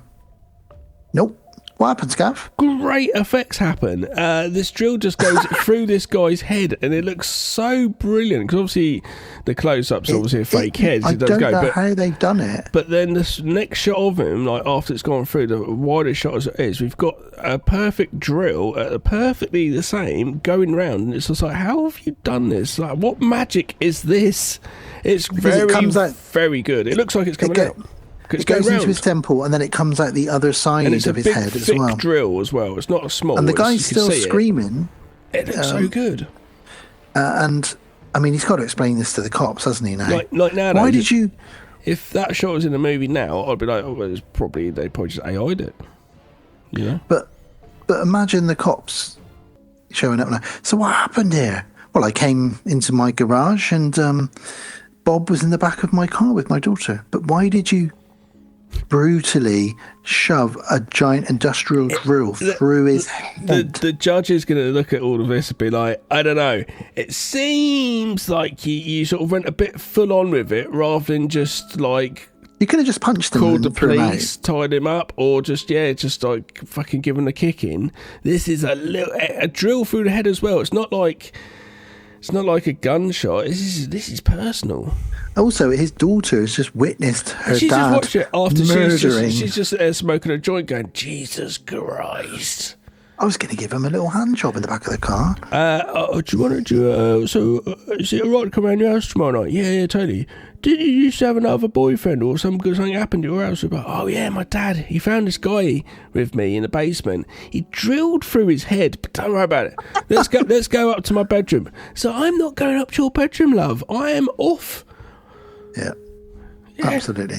It's a brilliant scene though, and it's so Fulci because it's out of nowhere. He does drop these violent acts out of nowhere, and we certainly weren't expecting this. The first time I ever saw this, I was just like so shocked. Yeah, it's good. It's probably the best drill kill I've ever seen. Like, so far, this film is fun. This is the definite high recommenders in like real 70s Italian horror. This is it. This is, it's brilliant. It's really in depth in some ways of layers. And it's quite, there's a lot of cutting backwards and forwards, but it's easy to follow as well. Yes, it's fine. It's got everything you want. I remember watching a lot of these movies when we were sort of 19, 20. We'd all sort of sit around watching them, drinking and stuff. And this just wanting to splatter. You wouldn't remember the stories, just be loads of splatter and stuff, Well, talking of cutting backwards and forwards, we cut back to Peter and Mary, who are now in the graveyard that she saw in her vision. And lovely foggy house shots again, which we should have later on in House by the Cemetery. And she says, we need to find the priest's grave before midnight. She repeats it again. But Jerry is also there. He arrives. So they meet up and he meets Peter and Mary. And he's like, oh, you guys are here now. Yeah, we're trying to find the priest, basically, the zombie priest. We need to kill him before midnight. And Jerry's like, oh, great. Well, I'll help you. Who's Christopher George? Peter. Right. So we've now got Peter, Jerry, and Mary teaming up. So they go to Jerry's house, and Sandra joins them too. So we've got a little foursome now. And they realise they all have the same goal, which is we want to stop this craziness. So I guess we all need to find this zombie ghost priest and kill him before midnight. So the clock's ticking, guys. Let's get going. But while they're all discussing this in the living room, we get the windows explode and a storm of maggots. Oh, this is so full on. Blows into the living room. This must have been industrial, one of those massive fans, like, 8-foot diameter sort of fans, just there, and someone, like, boxes of maggots on top of them, just dropping them down into it, blowing them in, all over the people, like, all in their mouths, everything. And that's where one of the women, you could see her puke it up. Disgusting. If you thought the scene in Suspiria, the original Suspiria, where the maggots fall into their hair was disgusting, this is just it is fucking full on. Absolutely mental. Apparently, they had loads and loads of maggots on set, and one day, Fulci, who always carried around almost like a handbag with him, and in it was full of tobacco and his pipe, because he smoked a pipe. And one day he reached into his bag to pull out some tobacco, and his bag was full of maggots. And it was Christopher George had played a prank on him. Oh, probably Fulci was not happy. I'd say it's for getting back for being letting him. I don't know. I was about to say being a dick, but it's just being a full-on director. It's just, I don't know. It's really gnarly. The phone rings, and you can just hear these horrible maggot sounds the whole time. Not through the phone, just in general. And someone's trying to have a phone call with these maggots just going everywhere. It's like, oh my god, dude. The floor's white. It looks like Rice Krispies all over the floor. They used 2 wind machines and 22 pounds or 10 kilograms of maggots, real maggots for this scene. And yeah, it's something you've got to see, really. It's, as I said, a maggot storm, really. Blows in, covers everything. Like Gav said, the phone. And he's trying to pick up the phone. Hello? And it's like, sorry, I can't hear. There's maggots in my ear a minute. Hang on a minute. And they're everywhere. They're in everyone's hair, all over the table, all over the floor. I don't know. I'd be like, I think reading the script would be like, yeah, I really want to do this movie and I need the work, but I'm not doing that. Like, fuck you. The floor is moving, isn't it? Like, the floor is like pulsating because there's so many of them. It's really disgusting. But on the phone, on the other end of the phone, it's little John, who says, Emily's back and she's killed my parents. And they're like, it was John. This is a great moment. He's like, what did he say? He said Emily killed his parents. And the other one says, but Emily died 2 days ago. And it's just so great. It's so cheesy and so great, and just tells us everything we need to know. And we cut to little John, and there's blood dripping down from the chandelier above the kitchen into his milk. What a lovely visual of these little red droplets falling into his cup of milk. Yeah. So they all arrive at his house, and he says, "My God, they've all been ripped to pieces." A So there's another dust storm. So the four of them drive off now with John Johns. There's 5 of them now. And so Peter, Mary, Jerry, they say, well, we'll go into the mortuary. And the score just kicks in again. And now and again, the score in this film just makes me so happy. I can't explain it. I think, like I said to you, this would be a great film to watch for 11 p.m. on Halloween. Do you know what I mean? It's just got such great atmosphere. So Sandra and John are back at Jerry's, and dead Emily scalps and debrains Sandra. It was also called The Gates of Hell. Of course it was. I thought it was called that, yeah. I was going to say earlier. But yeah, Sandra gets the usual back of the head ripped off and the brains ripped out. So Emily's wandering around still doing that to people. John runs away, but dead Tommy grabs him. Tommy's the guy that was trying to get his end away with the girl in the 4x4. John manages to escape, though, thankfully. And then the undead coroner, more of the undead corner him in an alleyway. So we got full on like zombie army now.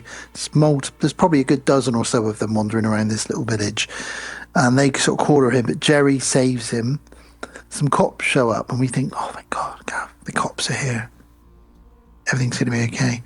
So Peter, Mary and Jerry enter a graveyard. And the radio says, on the radio we're hearing, it's a state of emergency all over Dunwich. People are being urged to adhere to the curfew and stay inside. And the bar, rather than go home, all the guys in the bar are like, well, I guess we're staying here. And they just barricade themselves in the bar, don't they?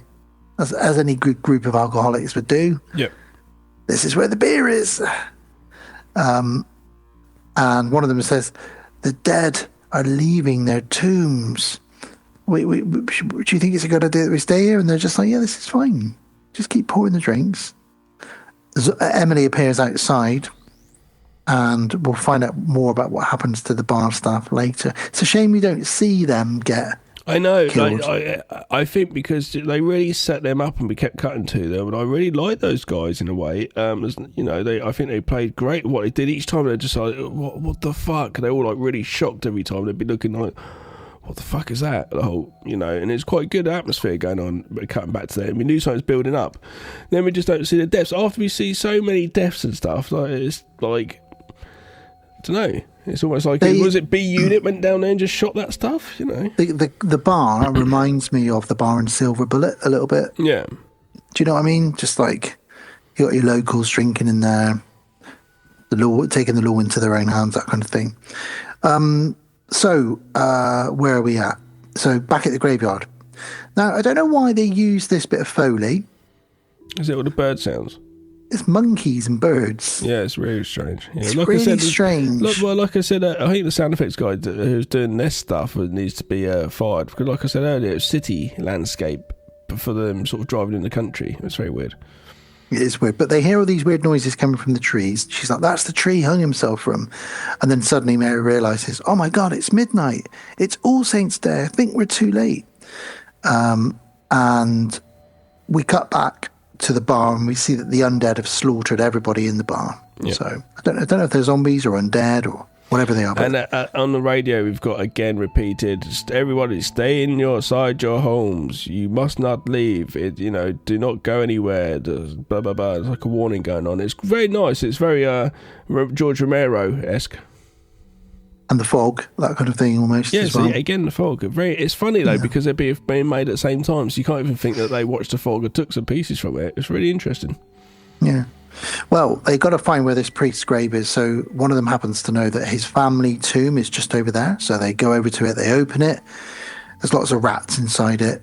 They open the priest's coffin, but it's not in there. The priest is gone, and they can see inside the wall, the other side of the tomb the wall has been broken down, and they're like, it's almost like somebody took him from the other side, or he broke out. So Jerry says, well, let's all just climb in through this wall and go further down underground under the graveyard. Should be a good plan. Looking for the gates of hell. Brilliant. So they all climb in. dead Sandra approaches them, and Peter, Christopher George, is gone. He gets the back of his head scalped off. Yeah. And then, just to throw it in even more, as he falls to the floor with his brains hanging out, a load of rats run over and start eating his brains. Of course they do. Wow. Of course they do. It's a Fulci movie. It's Fulci. Mary's eyes start to bleed, and as we know, this might mean she's about to vomit up her internal organs. It's never a good sign if your eyes are bleeding in this film. But Jerry manages to grab a big piece of metal and spears. Yeah, because we just sort of saying the priest turned up again after Christopher George died. We have the priest sort of then turn up. But we also got, though, it didn't say about all the skeletons started rising, who looked like out of the Spanish quadrilogy Tombs of the Blind Dead, because we had a load of skeletons start rising up and they start trying to surround them. Or the end of Poltergeist. Yeah, and they all start falling out the wall, so they're like they? going, but it's like, then the priest turns up, they're like, so I love the fact he's just like, I'm just going to get this, and it's like, we know with vampires we can stake him in the heart, but with zombie priests, you stake him in the groin. Yeah, well, first of all, Jerry spears Sandra, undead Sandra, and then this is where they realise that they're under the graveyard, and we get all these, over the years where they've been burying all these bodies, obviously the skeletons are just hanging down from what is their jumped ceiling. ahead because I thought you were going to say that bit. I do apologise. No, that's fine. So it's a great visual now because they're under a graveyard. So all these skeletons are hanging down from what is their ceiling, but obviously it's the graveyard floor, and it just looks so horrible. They manage to escape through a tunnel, but as they do, loads of zombies start waking up. And I love it in movies where zombies actually rise up out of the ground. You know, you don't get that classic zombie. That's why you need to have zombies. You've got to come out the ground. It's because we started going into the infected zone. So we had them where they were just changing. No, I like it like even in Thriller where they rise out of the ground. Thriller now. Yeah, so loads of zombies start chasing them. Jerry manages to spear the priest with a crucifix in the groin, as you said. He screams and then catches fire. I think if I was stabbed in the groin, I would scream and could also catch on fire. But because he's like the king of the zombies or the vampires, all the other zombies catch fire too. So it's almost like killing him is killing all of the zombies. Do you reckon they all got groin penetration? I do. I think we all did watching this. They all catch fire, they all collapse, and there's quite a nice shot now where the priest sort of collapses to the floor. And I think this is what Hammer Horror was always trying to do when Dracula was killed, because he turns into a pile of ash which slowly dissolves away into nothing. And it's done quite nicely with time lapse until eventually there's nothing left. And we cut back outside. Here we go for the ending. We cut back outside, and there's some cops with John, the little boy, and they see Jerry and Mary climbing out of the tomb, the only survivors.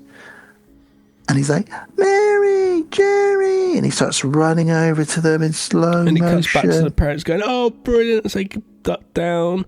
And then all of a sudden there's some sort of sound effects of sort of thundery sort of, but not really thunder, maybe not wind, just some sort of sound effects, and the mum's going, no, and then what? She screams, then? No, and then the screen has like an animated crack appear on it. The actual, says, not the screen, but the actual screen, as Dan's saying, like the shots just stills, and all of a sudden this like animated crack comes out, like the glass. It's broken through. Are we saying that he's broken through our TV sets and the gates of hell of? I don't know what it means.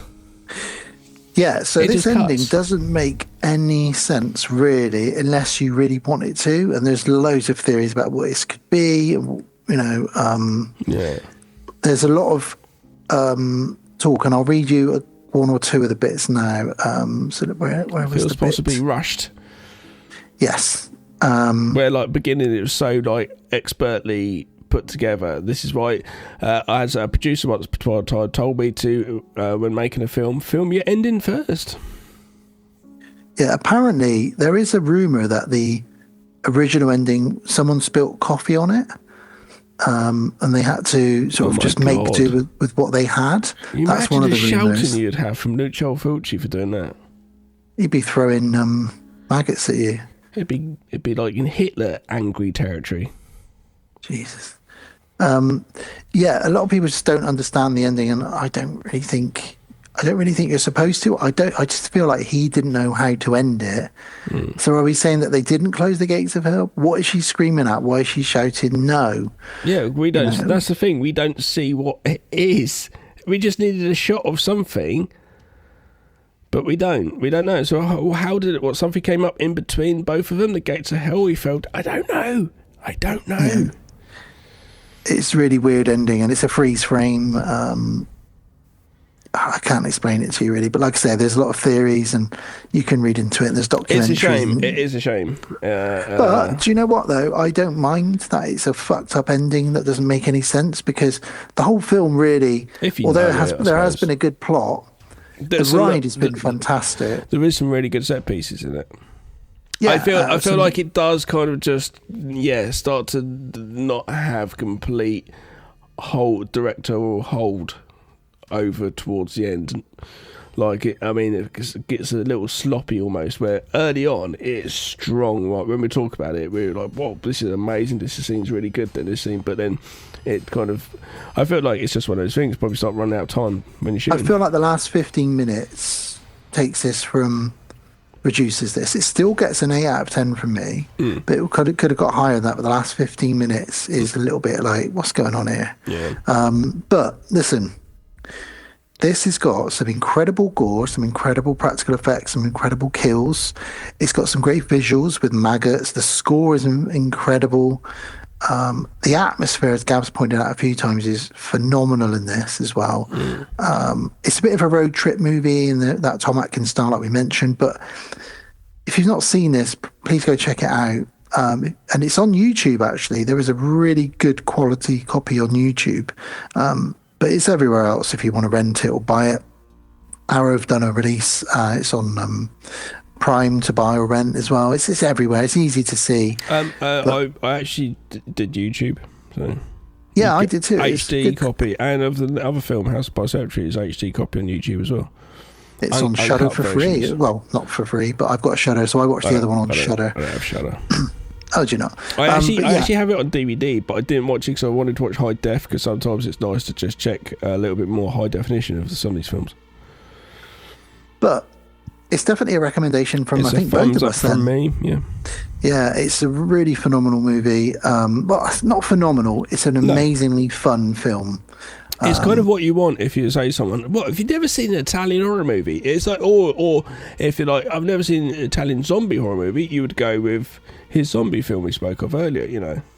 Yeah, I think this and Zombie are probably two of the ones you'd want to show off if you were telling somebody who Lucio Fulci was. Yeah, where I think if you want to show them Italian horror, but if there's someone who knows cinema, you would then go, which they would probably know Dario anyway, but you'd go, oh, let's watch a Dario Argento movie a bit more. Do you know what I mean? But if someone like, I just want to fucking, let's have some beers and just watch some fucking gore and shit. Okay, let's watch this one, you know?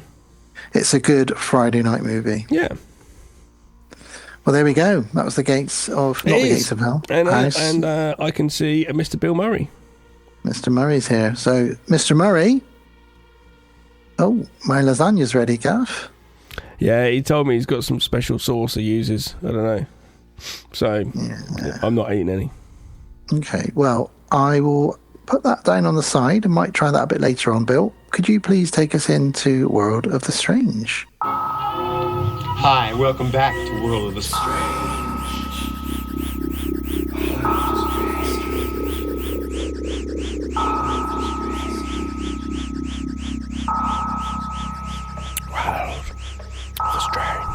World of the Strange. World of the Strange. This is the World of the Strange.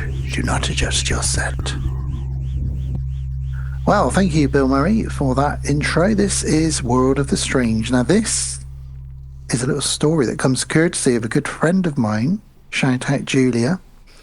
So a bit of a backstory there, and then I can tell you the story itself. And she's actually linked into this story. Well, she has the gates of hell in her house. She doesn't know. The story in World of the Strange as opposed to Lucio Fulci. This one is actually not linked to either of our films. That's what I was meant, Yeah, but it is a phenomenal story all the same, and I think it might inspire a little bit of fun conversation. So, have you ever heard of Wojtek, the soldier bear? No. Great, fantastic. So, my friend Julia, she lives in the Glasgow area. Her family are originally Polish. She was born in Poland. She mentioned to me recently, just casually, I went to Edinburgh the other day to visit the Wojtek Memorial. And I said, the what? The bear. I said, I don't know what you're talking about. She told me the story and how she's linked in with it. So, Wojtek the bear is... to break it down for you, and then we'll get into the details. He was a bear that was recruited by the Polish army during the World War in 1944 as a soldier. I think I've heard of it, but I don't know details. And fought alongside them in many countries, which I'll get into the details in a moment. Now, the reason she links into this is because, as I've said, Poland to Scotland, her grandfather actually fought alongside Wojtek and knew Wojtek the bear. Well, they're mates. Yeah, they were friends. Yeah. Okay. Her grandfather. So when the war ended, Wojtek the bear was brought to Edinburgh Zoo. That's where he lived out his last days, very peacefully. Passed away, and there's a memorial to him now. Because he's very, very sort of famous bear, which I'd never heard of. And this, did he have like animal PTSD or anything? Well, we'll get into it. Yeah, okay, he had a pretty good life. Yeah, okay. So there is an article.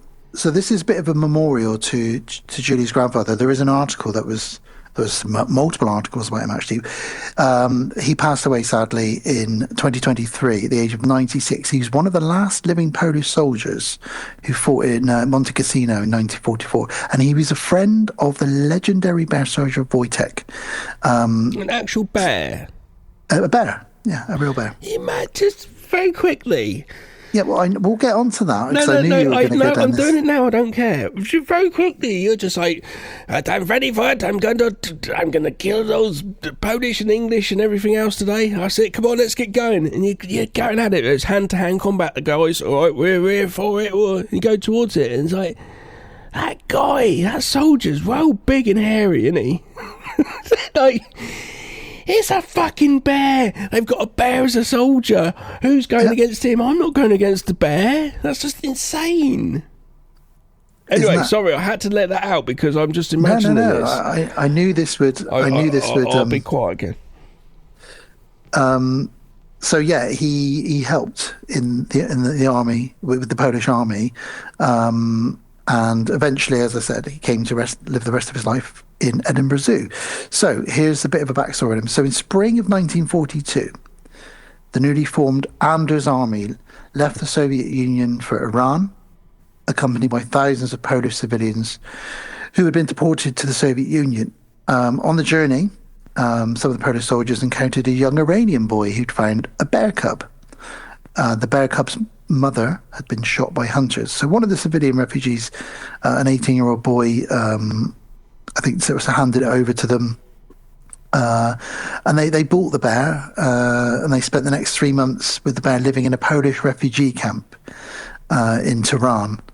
And it was looked after, and, obviously it's a bear, so it's going to start growing. The bear was eventually donated to the 22nd Artillery Supply Company. And the soldiers there... Do you reckon it was like a free-range bear? What, it laid eggs? No. Do you reckon it was just allowed to just fucking go wherever it want? Like, get out of there, Barney, well, or whatever. From what I've read about it, it was really friendly with the Polish soldiers whose side it was on. I imagine it was a free-range bear. He became a part of the army. So as he grew up, they realised he had problems swallowing. So they gave him milk from an old vodka bottle, and they fed him fruit, and he loved fruit, marmalade, honey, syrup, and beer. Beer was his favourite drink. But he obviously was eating a lot of protein and meat or fish or something. I guess so. He also... Yeah. That size is the energy you'd need. He also drank coffee in the mornings with the other soldiers. Sorry, do you know what bear it is? Probably does say...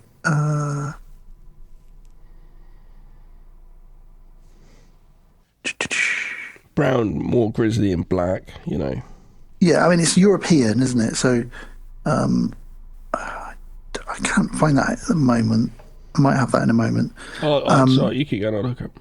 But basically, he drank coffee in the mornings, his favourite drink was beer, and he smoked cigarettes. He would also eat cigarettes as well. And it started to copy the other soldiers. So drinking the beer and the coffee, smoking, it started marching alongside the soldiers on its hind legs, so on its back legs, standing up straight, copying the soldiers. He had his own caregiver to look after him. And as he grew up, and by the time the Battle of Monte Cassino happened, he weighed 90 kilograms, which is 14 stone or 200 pounds. Brown bear. It's the most common. So there we go. So he started off as a bit of a mascot and decided he wanted to be a soldier off his own bat. He just wanted to copy these humans, which is crazy. So he went all over the world, fighting in different parts of the world during the war. I've got questions. Yeah, we'll get onto all of that. And as I say, sadly died in 1963 in Edinburgh Zoo, but had a great life and has been really celebrated by the Polish people, and obviously people in Scotland will know of this bear as well because that's where he died. And he is a Polish soldier, a bear. Now, you've already said the thing I wanted to say, which is imagine going up against the Polish army.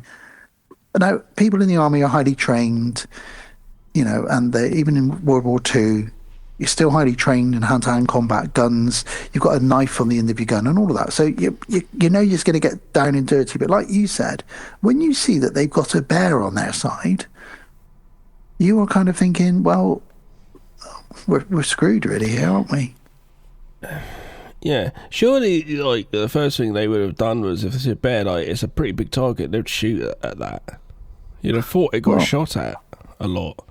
I wonder at what point it sort of brought it out. It must have been when, I don't know, it's very strange. It's also, at what point when you were with the bears in the camp, you're just like, Sarge, you got an idea? What do you mean? I got an idea. You know the bear? Yeah. You know the bear, like, does what we do? Yeah. Why don't we get him to come do some fighting with us in the front line?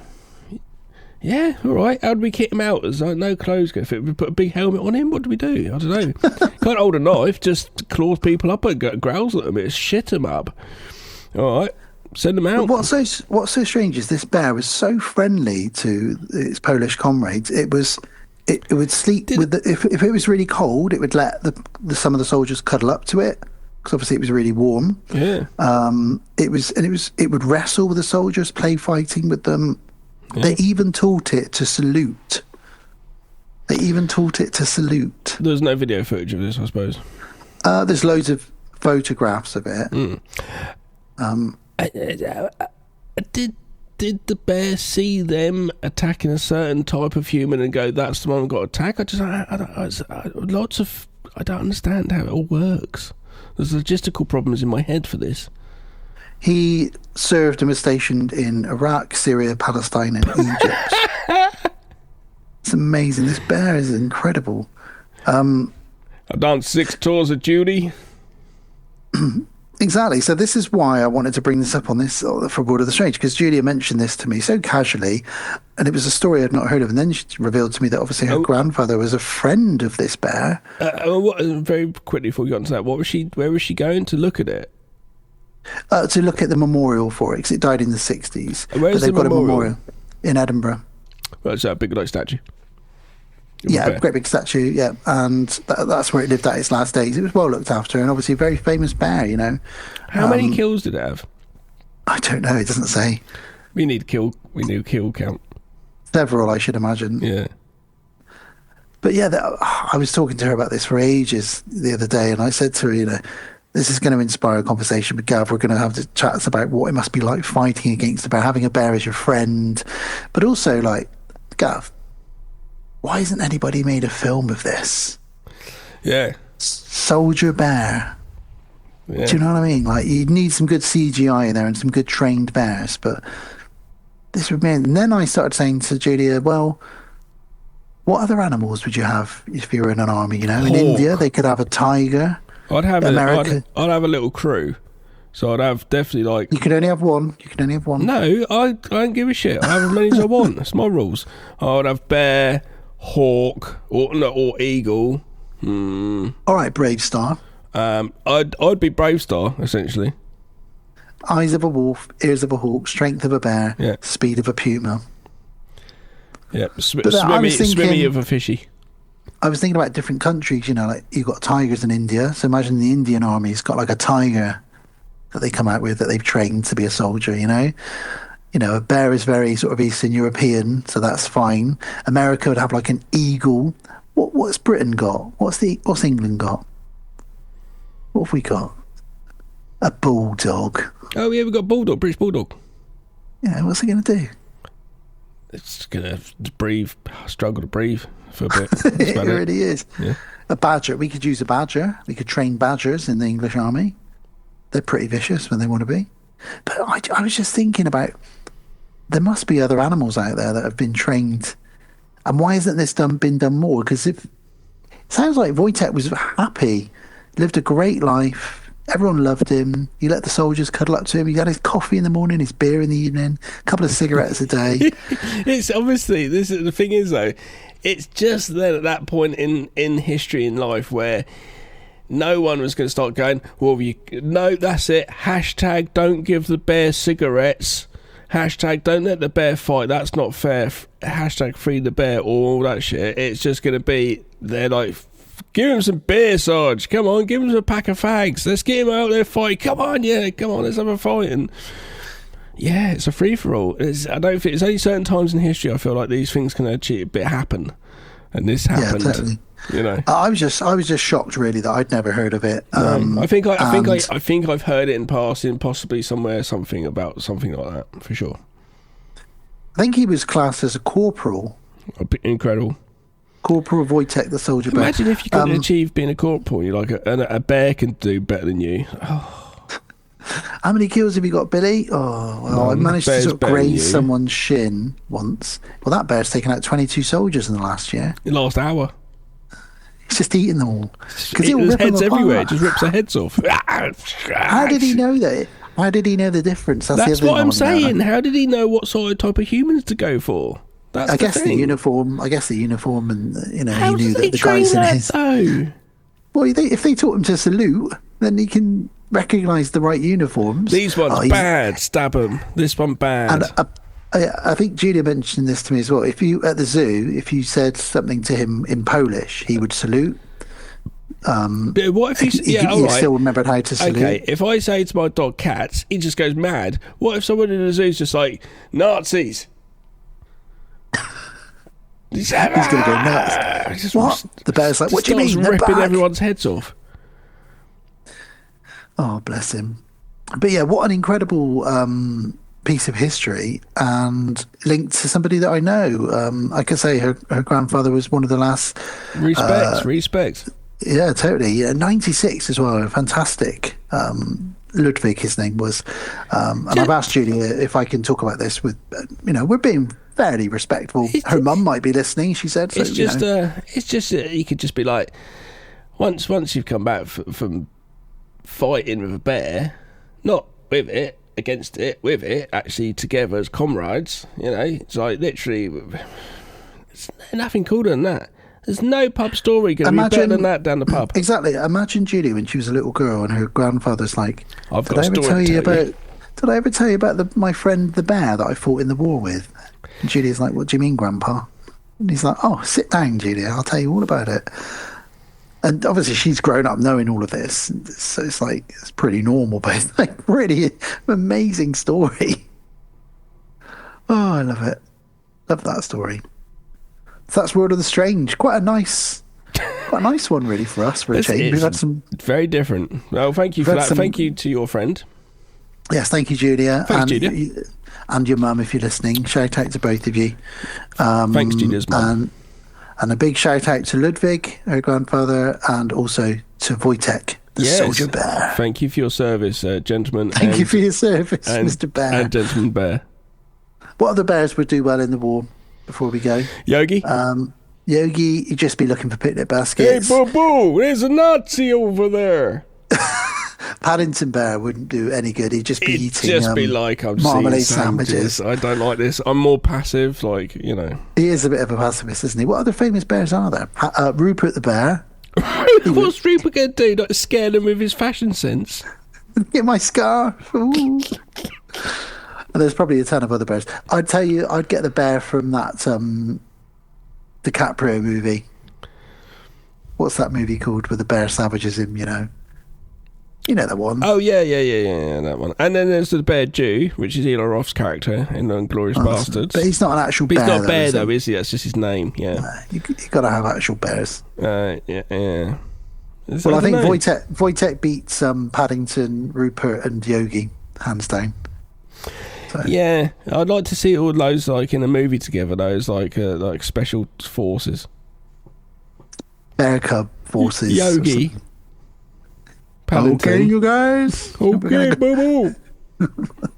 Go get the Nazi. But Spielberg needs to go make this. Somebody like that, because he made War Horse, which is a sort of a story about that horse. Yeah, and it's quite a good film. I want to see this. I want to see a film about a bear fighting Nazis. That's Mr. Spielberg. We see the movie you're doing. It's kind of like the other one. Is it a sequel? No, it's just a different. But because it's calling it War Bear. But you've done War Horse, yeah, and afterwards you're going War Monkey. So shut up. Well, there we go. Bill Murray, if you could lead us out of World of the Strange, thank you, Bill. I'll try some of your lasagna for you now. Slip it in, Dan. That's all the time we've got for this week on World of the Strange. Next week, though, Gimme Ira. Hairless Pets. Stephen, where are you? Please answer me. Steve! In this house, what you don't know will hurt you.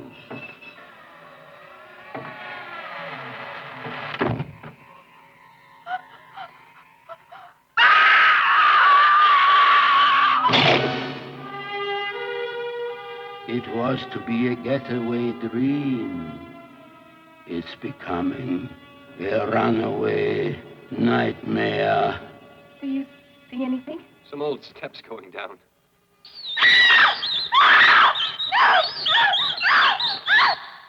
He has been awaiting the arrival of his new guests. One by one, they are disappearing. One by bloody one. No! No!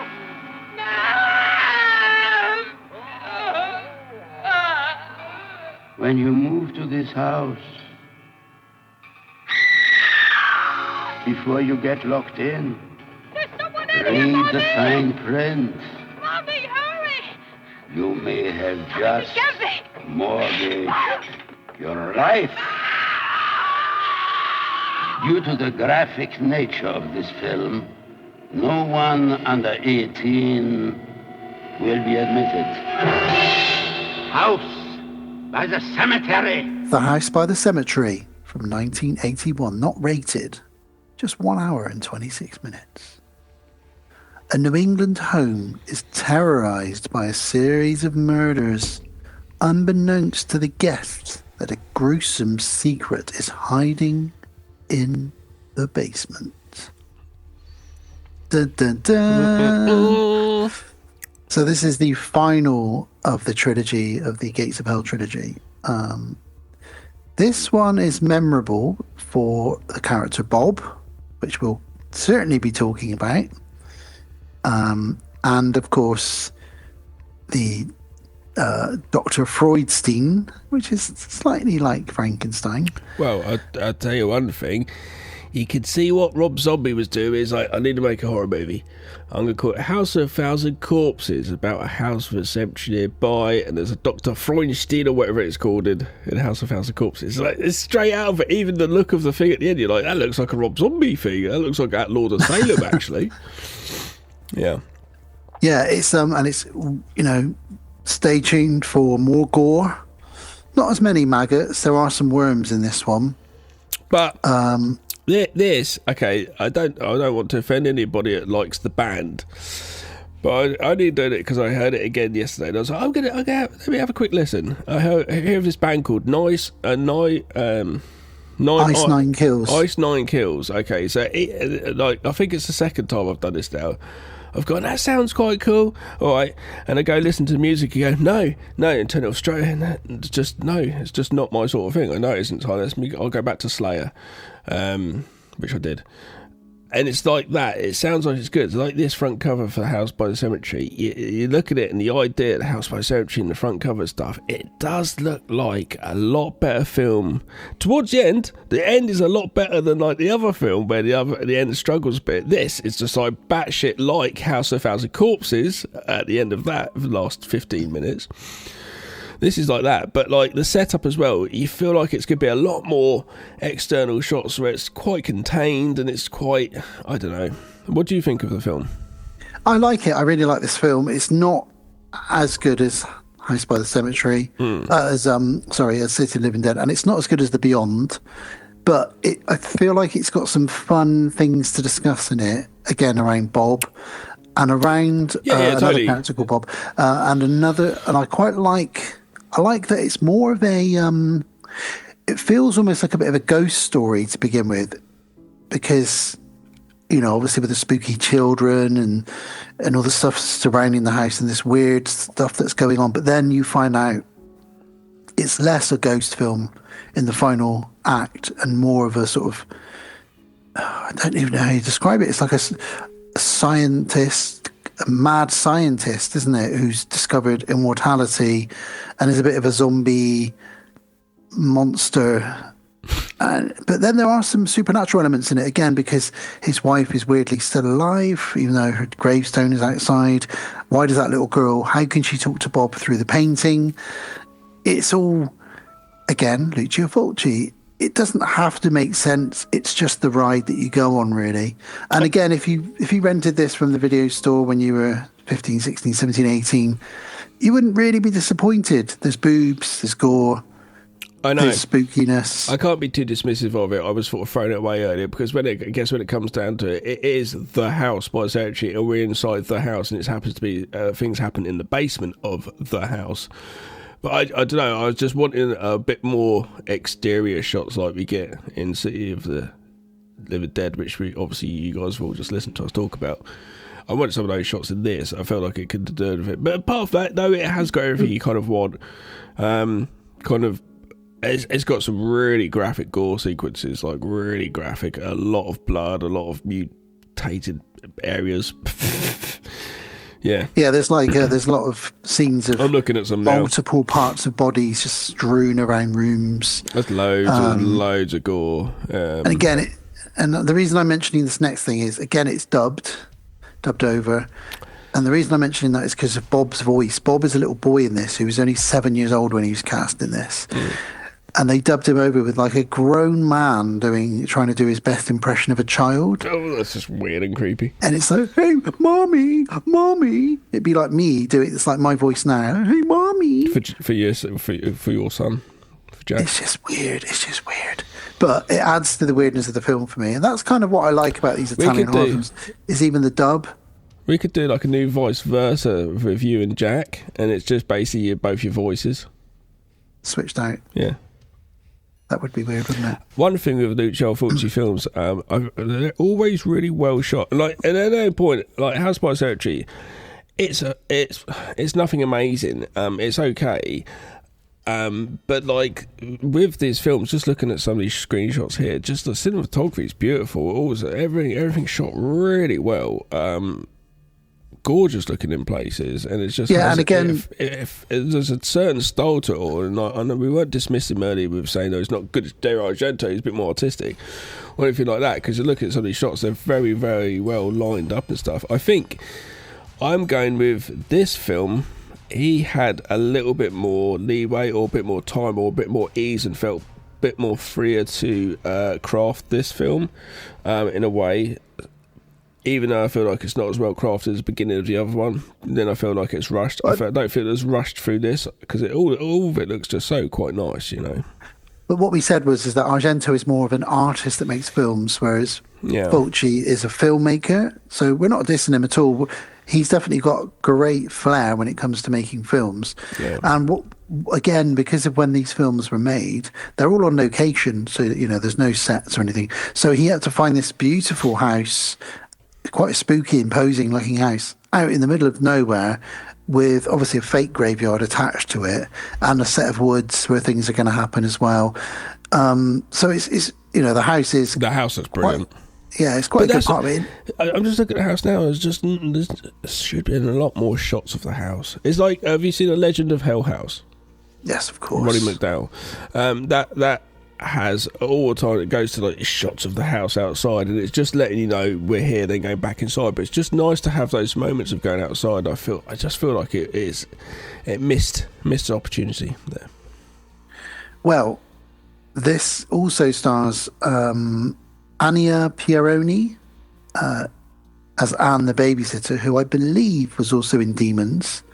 I think she was the blind guy's girlfriend or whoever it was that cheats, you know, when the blind guy's in the cinema and he can't see that his girlfriend or his assistant is kissing that other guy. Yeah. I believe that's her. I may be wrong, but I'm pretty sure that's her. So let's start off with opening shot, a graveyard again. Fantastic. At night time, and we pan across to the house. Boobs. Yep. We're about 30 seconds in, and we got boobs. And where's Steve?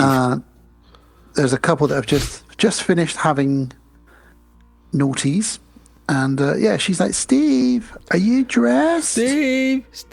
In the other film, it was Bob. It's like, oh, what is the beginning? What is it with just calling out for people at the beginning of these films? The set design is amazing. She's looking for this Steve guy, and there's cobwebs everywhere and dust. Yeah, the production is brilliant throughout the film. And she's looking around for him, and all of a sudden he appears in the doorway, an absolutely bloody mess. He's been hacked up, but he's still standing, but he looks like someone's had a go at him with a hedge trimmer. It's like we're 30 minutes into a movie and we know exactly what's going on. All of a sudden this is just a scene in the film. It's such a weird straight away. Do you know what I mean? It doesn't feel like an opening shot. It feels like we're already in the movie. This opening kill for her is amazing. It's a real Argento kill. The brain just sticking out. But her kill, she tries to run away, and someone grabs her, shoves a knife in the back of her head, and the blade comes out of her mouth. So it goes from the top of her head from behind, going straight down through her mouth, which is just a fantastically gory, graphic, and gruesome kill, which as horror fiends we kind of like.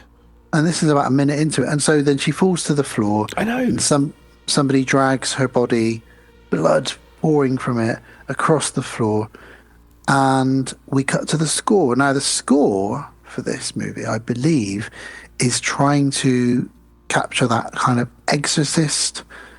Did you feel like there was some Tubular Bells-ness to it? I feel like there was a little bit of an Exorcist vibe to it. I didn't think of that at any point. Just felt very goblin-y. Yeah, it does feel very goblin-y as well, which is not a bad thing. I love the fact that we've just had the total film tone set straight away. You know, a movie should be like straight away when it comes in. It kind of sets the tone of what the film is going to be. Do you know what I mean? Yeah. And this is straight away like that, and you're like, Jesus, all right, here we go. Guy with his brains hanging out, girl with a knife through the back of her head. Put my seatbelt in, adjust myself. Okay, here we go. Yeah, we're a minute in, and we've had boobs and 2 kills. It's great. Turn it off now if you want. We cut to a little kid called Bob, who, gonna say, Bob looks annoying. Bob's got a massive forehead and weird little blue eyes that are too close together. Now, he's a 7-year-old kid, so I shouldn't really be mean, but fuck me, he's annoying. So you want to have him hanging out with a wheelchair dude from Texas Chainsaw Massacre? Oh, Jesus Christ. Now, or the kid from the Babadook. Franklin. What about the kid from the Babadook? He's another one I'd happily punch him in the face, that child. Yeah. I know he's got neurodiversity or whatever it is. But my God, that film. I hate the Babadook. I've tried to watch it. I've watched it twice, maybe. Tried to watch it a third time. I just can't do it. I watched it fine, but I just don't like. I didn't like the tone of that film.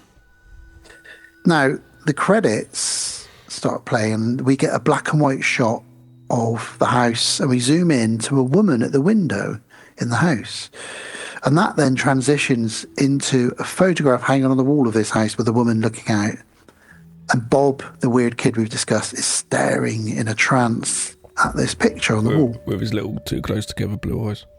Yep. And his mum comes in, she's like, Bob, what are you doing? We're moving, come on, you haven't put any of your toys in the boxes yet. And he's not answering her.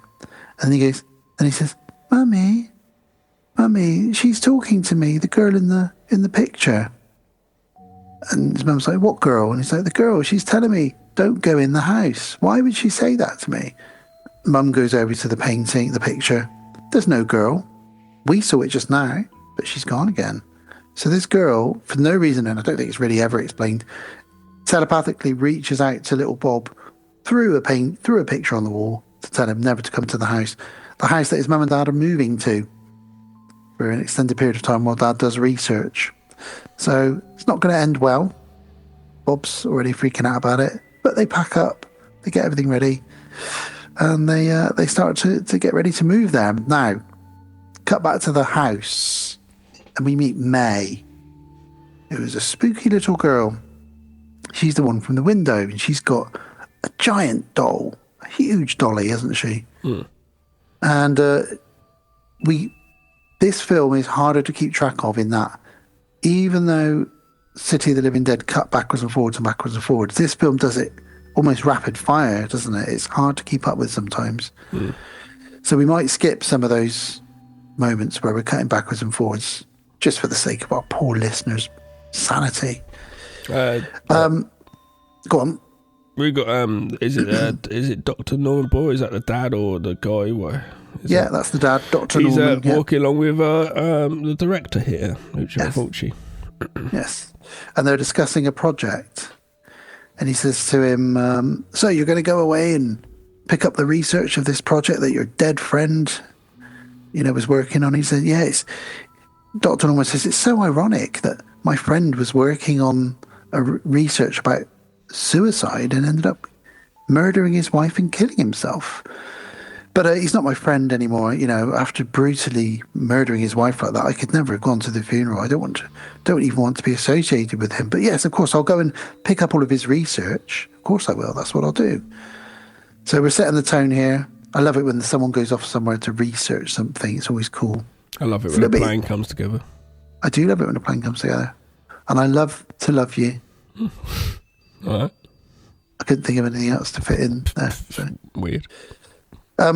We meet Dr. Norman's wife, who is Bob's mum. We've already met her, and obviously Bob. They're all moving. Little Bobby. His name's Bob. But Bob is like a 40, 50, 60-year-old man's name. It's not a child's name. I know, because when they're a kid, you'd just say, Robert, come here, Robert, wouldn't you? Or Bobby. Or Bobby. Bobby, Bob. I got a cousin called Bobby. It's like calling a dog Dave. Dave, come here, Dave.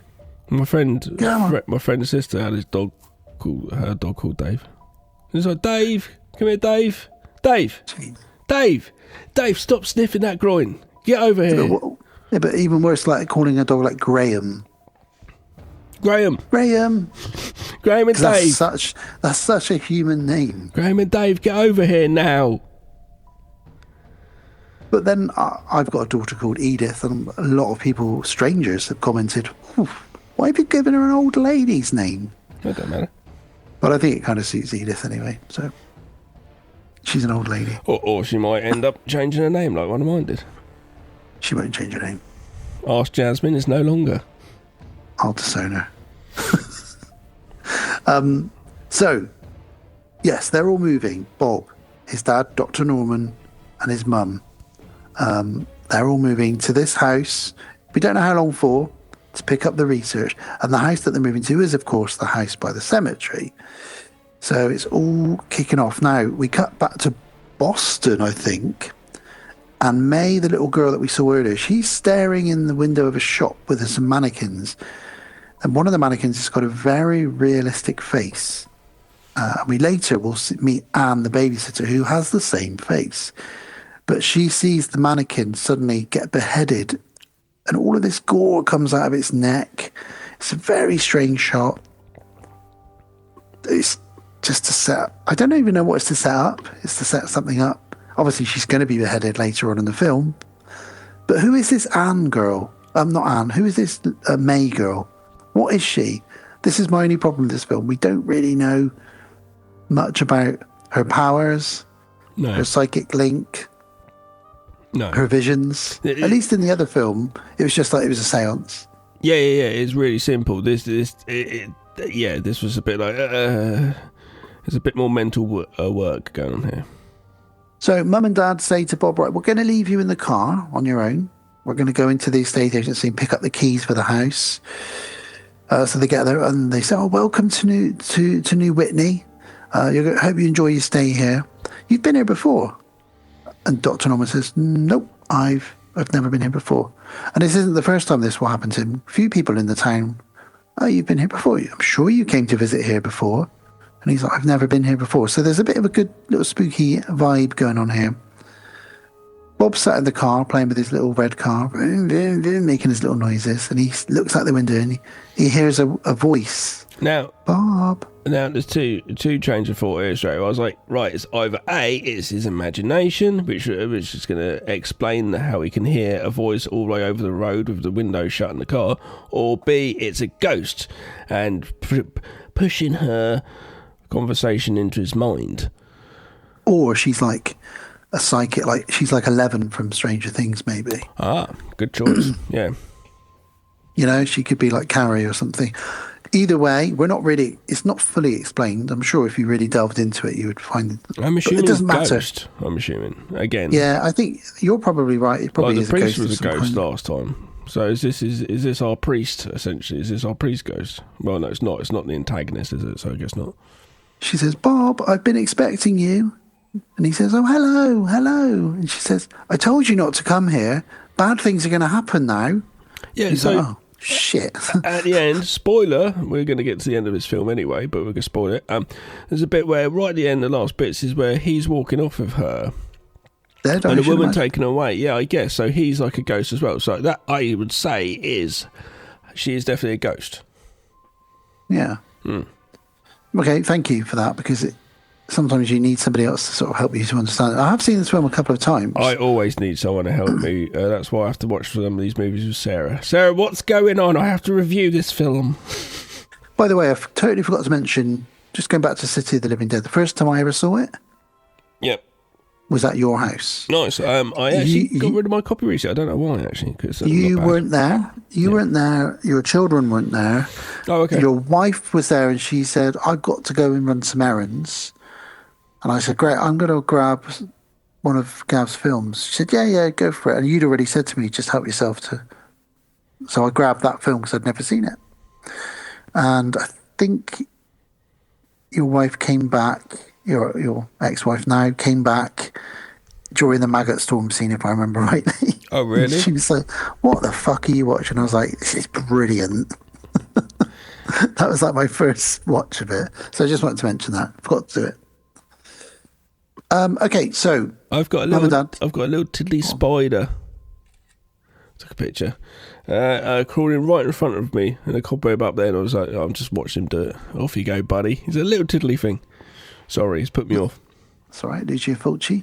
I think Lucio Fulci would appreciate in his review a spider on a web crawls past. So Mum and Dad have got the keys. They come back out, and Bob's not in the car anymore. Bob.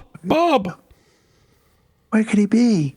And then they find him sat on the grass playing with this giant doll. Oh, that's all right. He's there. It's about the same size as him. Yeah. And he says, Mommy. And this, I'll try my best impression. Mommy, I saw the girl from the picture. And she's like, oh, fucking not this again, Bob. Fuck's sake. Where'd you get this doll from, you nutbag? Speaking very much, just a quick sidestep here. Daisy and I discovered near the kids' house when I stayed there, we found a car boot sale real close by, and it's all year round. And today was like cold, proper cold. Like my car was frozen. And we went, I was like, it's only 10 minutes away, let's go see if it's on. And it was on in the car park. And anyway, Daisy found a doll about 1.5 feet. And she wanted that, and I got that, and I was wondering if it's haunted. Yeah. It's proper creepy looking. We're getting, Santa is getting Edith one of these life-like baby dolls. Right.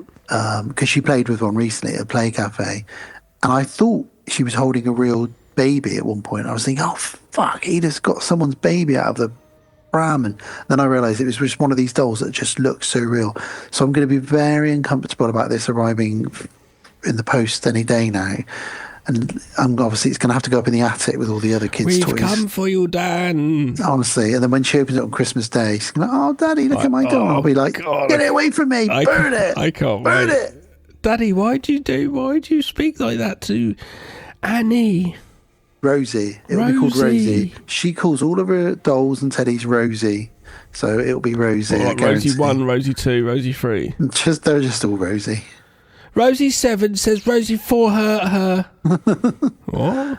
If I wake up in the night and that Rosie doll is sat at the end of the bed staring at me, I'm just going to be like... If I'm ever working in Bristol, and I do work in Bristol, like the other day I worked in Bristol, I was like, hi Dad, how you doing? And I had to just go to work and that was it. And I wasn't even I couldn't even come visit you. Anyway. I was at a farm anyway. Yeah, I might have to just one time just break into your house just to do that, then break out again. Love it. Yeah. I won't think you're a doll, though. You're a bit bigger than a doll. I'll put the doll in at the end of your bed. I'm not going to pretend to be a doll. That's weird. Anyway. You'd be like, why are you on my side of my bed, Gav? Oh, I'm a doll. I'm a doll. I'm a little doll. I'll be like, yes, all my dreams have come true.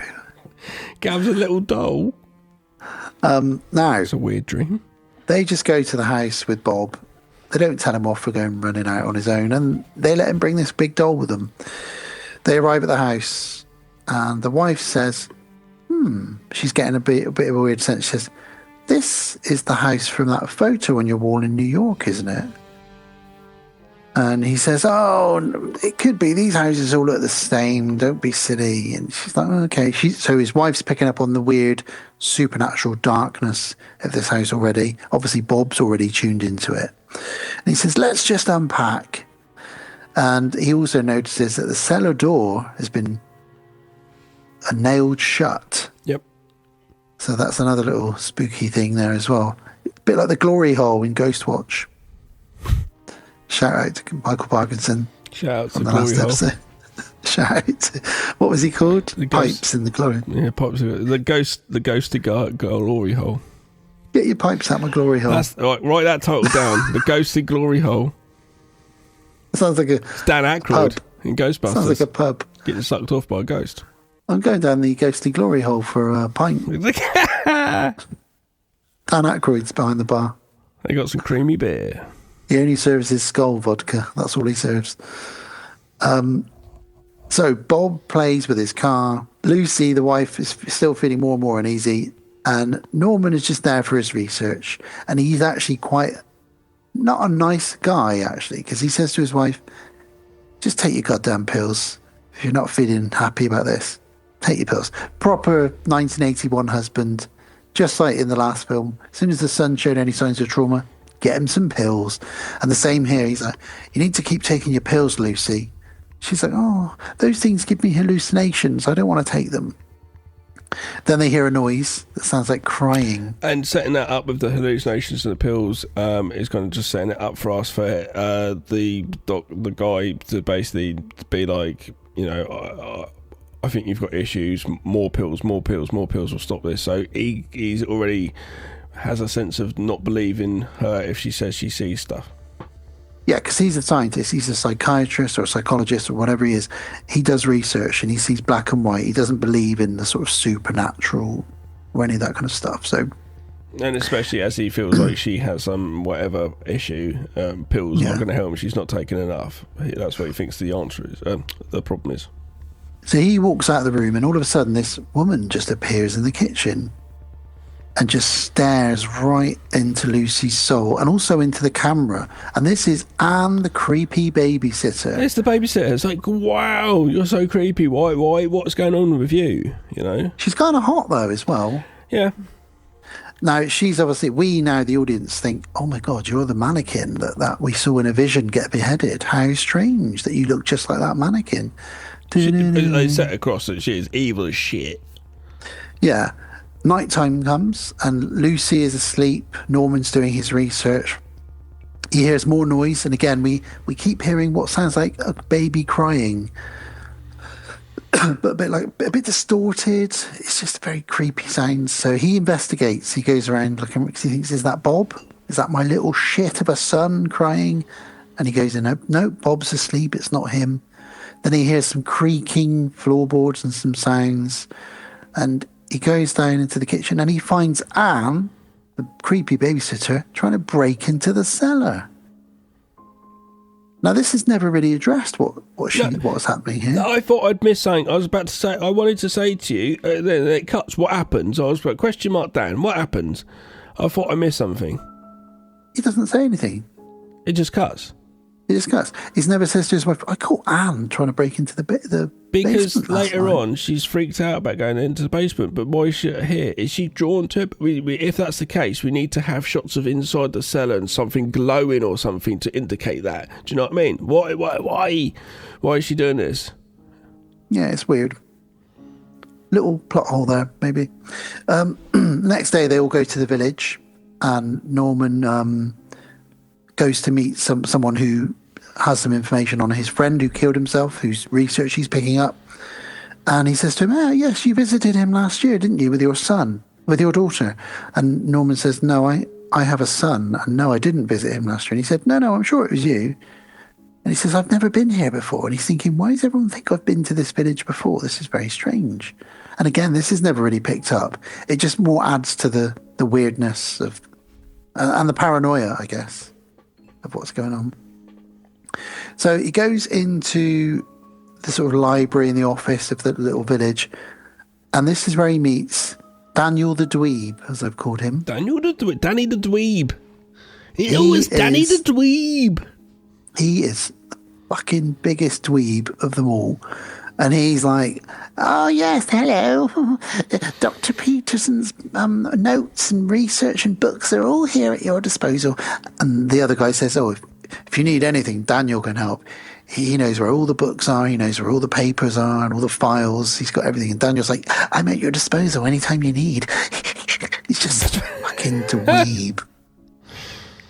But Bob's worse. Don't get me wrong. But Daniel is a dweeb. So Daniel the dweeb. So he shows him where everything is.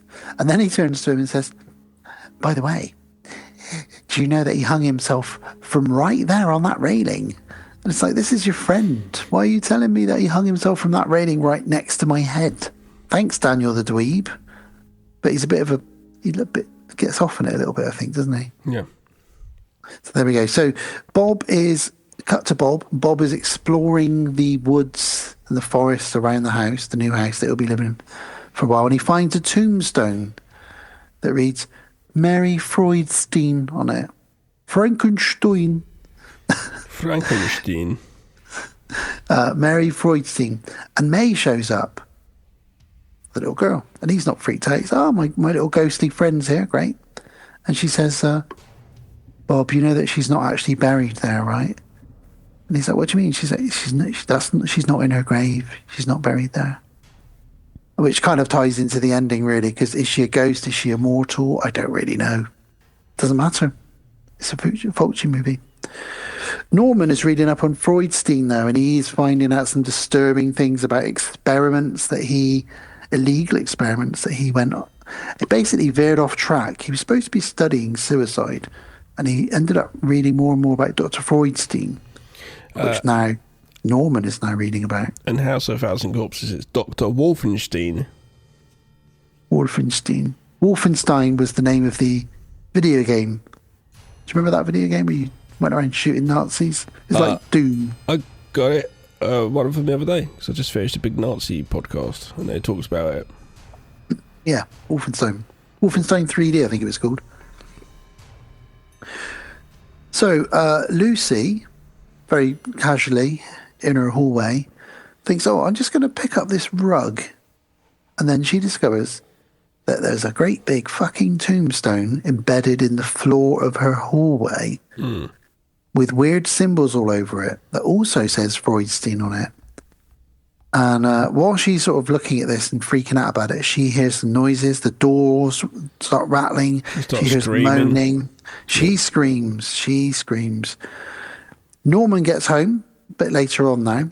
What is this then? Is this like a poltergeist type scenario? Couldn't tell you. It must be like that. Poltergeist it feels activity, like isn't it feels like it's a ghost story. Yeah, are they the ghosts of the people that Dr. Freudstein's killed? I don't know. It's like Paranormal Activity, like a demon there, you know, that sort of thing. Because I get a bit of an Evil Dead vibe to this as well. In that, but that's an evil. That's an evil which has been summoned. But I feel like there's evil in the house because of Dr. Freudstein's terrible experiments. So his darkness just has always been in the house all the time. Aleister Crowley, that kind of thing, you know.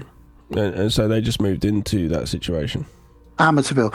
I feel like this is trying to be Amityville. That's exactly what it is. I feel like Fulci thought, I'm going to make my own version of Amityville, but I'm going to throw in a zombie Frankenstein monster. Some crazy thing in the basement, yeah. Yeah. That's what this is, isn't it? Basement as the root of all the evil. That's what this is. A family move into a house which is completely fucked. Yeah. It's Amityville with a crate, and the crazy thing in the basement is the darkness of that soul or whatever is pushing out the evil to the house. We've cracked it. Yeah. Even the ghosts. So Norman gets home a bit later on, and he cannot find Lucy, and he does find her eventually. She's crying behind a chair in the living room, and obviously he's gonna be like, "Oh, God, she hasn't taken her pills, has she?" That's what he's gonna be thinking.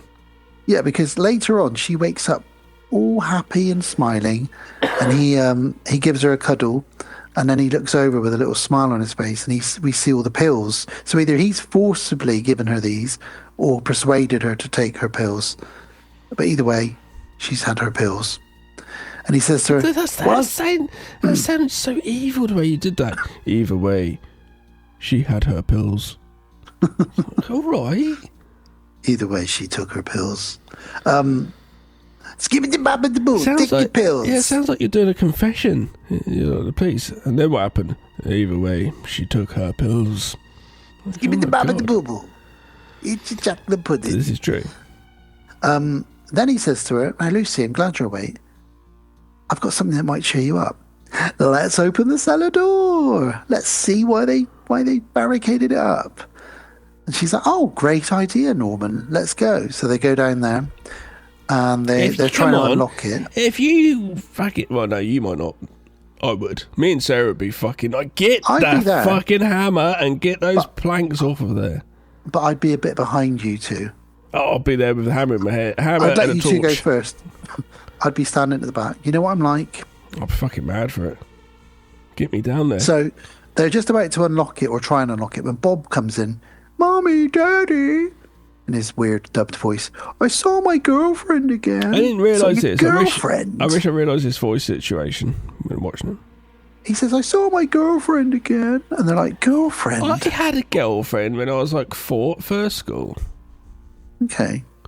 It's the one that sat on my lap and peed on me, then told the teachers that I'd peed myself, and I got told off. Man. Yeah, it's really bad. Bitch. I'm going to have to ask my mum about that and say, "Mum, what was her name again? I did not wait. Jane Moore. Fuck you. Fuck you, Jane. Fuck you, Jane." Imagine if she listens. Like, if she's listening, that's incredible. Like, you know, hello, Fuck how you doing? Jane Moore. Stop. Are you pissing on people still? Probably is. Maybe it's a thing. On OnlyFans. God, we've really ripped this girl apart. It's just a girl having an accident at the age of 4, but whatever. She planned it. That's what it's so. It's like, how manipulative are you at 4 years old? Or like, no, she's probably like 5 or 6, but how manipulative of you to do that? Go, I need to pee myself, but I can't bother to go to the toilet. Gav, do you want to come over here and sit on my lap? That's what happened. Sat on her lap and she just peed on me. No, she said, can I sit on your lap? And I went, yeah, absolutely. Sat on my lap and peed on me. That's a weird thing, isn't it? There was a girl in traumatise me, luckily. There was a girl in my first school called Kelly England. We're giving the full names here. We're getting sued. And she did this thing to me. She did it to a lot of the boys where she'd say, oh, I want to do something to you. Let me show you something. And she'd make you turn around so you had your back to her. Then she'd tell you to stand with your feet like 2 feet apart. And then she'd just kick as hard as she could. So she was kicking you in the nuts, but from behind. And she was going around. She caught me and she got loads of the boys in the school. She just thought it was the best thing ever. And she did this over about 2 weeks. She got almost all the boys. Because she would come up to you. We were about 7 or 8. She'd be like, oh, Dad. Why did this not be stopped? I don't understand. I don't know. It was the 80s. The teacher's just like, oh, whatever. She might have been a teacher, to be honest. She has issues. Yeah. What a bitch. She's probably a serial killer. But I never got peed on, so that's fine. Yeah, it's weird. Anyway, Bob's ignored when he tells them he's with his girlfriend again. They're like, fuck you, Bob. We're trying to get into this basement. So let's see if we can get in here. So Norman and Anne, the babysitter, they exchange a weird look. And I thought, because I've only seen this maybe once or twice before, I thought, are they having some kind of an affair? Because they really exchange a look, don't they? Yeah. Anyway. It's that old stereotype, having an affair with the babysitter. Which in the last Chucky movie we covered, they really flipped that, didn't they? That was brilliant, because it was a lesbian affair with the babysitter. Didn't Arnie do that? Arnie? Arnold Schwarzenegger and have a kid with the babysitter. The nurse. Oh, I don't know, someone. Not the nurse. Nanny. Maybe it's the nanny. So they find the key and they try to open the basement door, but it's rusted shut. So he gets a knife, Norman, and he shoves it into the key, and he uses that to lever it enough that it does finally open. The door creaks open, and we are treated to a very dark, very creepy stairway down into the cellar. Very classic. It's a bit Sam Raimi, like I say. Good stuff. It looks good. He says, right, well, you and Bob and Anne will wait up there, and I'll go down on my own with a torch to see what's in this basement. Excuse me. Now on his way down, he finds a ring. And this is a ring from the girl with the boobs in the opening shot. Because there was a very quick shot where it focused on her ring. So that's the ring from the girl with the boobs that got killed. And then he's attacked by a fucking bat. I love this bit. This scene's fucking brilliant. Great. Let's hope that this bat doesn't carry any diseases of any kind, because COVID. Because once the dad starts deciding he's going to start stabbing the bat because it's biting him, and it's stabbing him, blood goes everywhere. Hit Bob the kid has bat blood all over his face. There is blood everywhere. They are getting diseases all over the place. Not to mention he's just been bitten by the bat, so the bat's blood is now going into his blood as well. It's everywhere. It's fucking everywhere. So, to take a step back then, this bat comes out of a hole in the wall, attacks Norman. It lands in Lucy's hair, then flies back onto Norman and bites his hand, and it will not let go of his hand. So he runs up the stairs in full view of his 7-year-old son, grabs a carving knife, and proceeds to stab this bat umpteen times until it finally dies and falls on the floor. And as you just said, blood is going everywhere. Bob gets a face full of blood.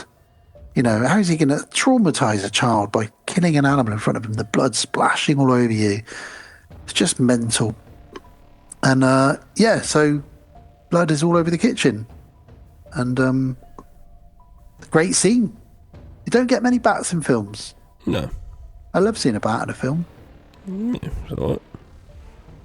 Bats with Lou Diamond Phillips. In the estate agency, after they speak to him, he does say to his boss, well, this Freudstein house is causing nothing but trouble. Anytime we get tenants in there, they have issues, they complain, they want to move out. she says, don't forget, we don't call it that anymore. We don't call it the Freudstein house. So they almost all know the secret, or the dark secret of this. You're just trying to fucking house. sell it without fucking, trying to sell it. So keep the secrets at bay. We see another little shot of May, the little girl again, surrounded by dolls in a strange room. And there's a strange woman talking to her. And she says, Mummy, I don't know if she says Mummy, but she says, I don't know why people keep coming to this house. Why do they keep coming? I've warned him and he's still here. So are they ghosts from what you're saying? I think they're ghosts. I think so. Okay, cool.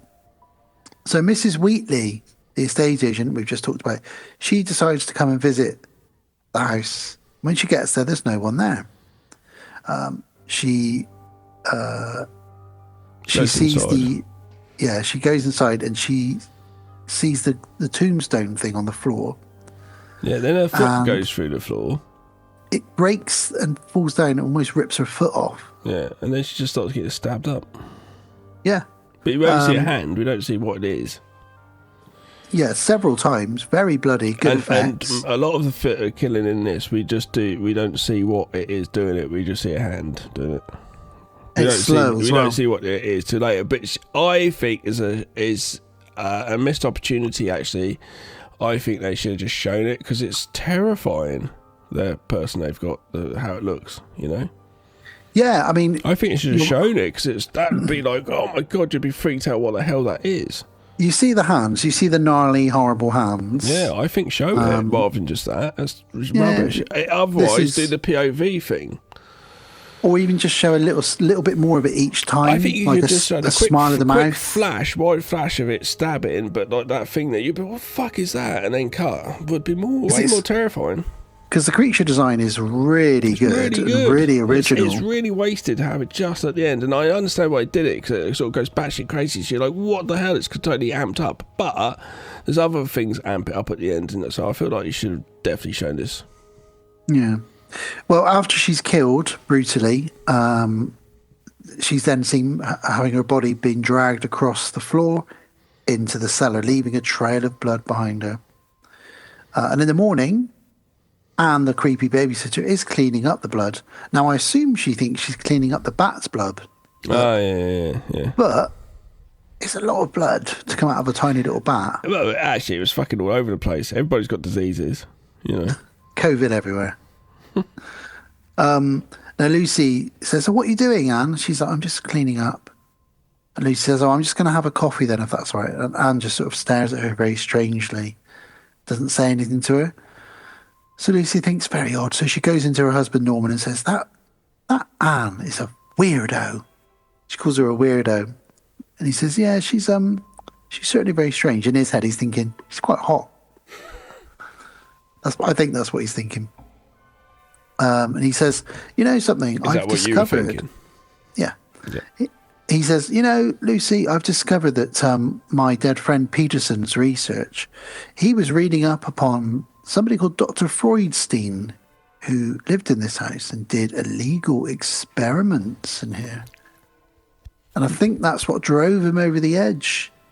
She says, well, what are you going to do about it? He says, I'm going to go back to New York to follow up on a hunch.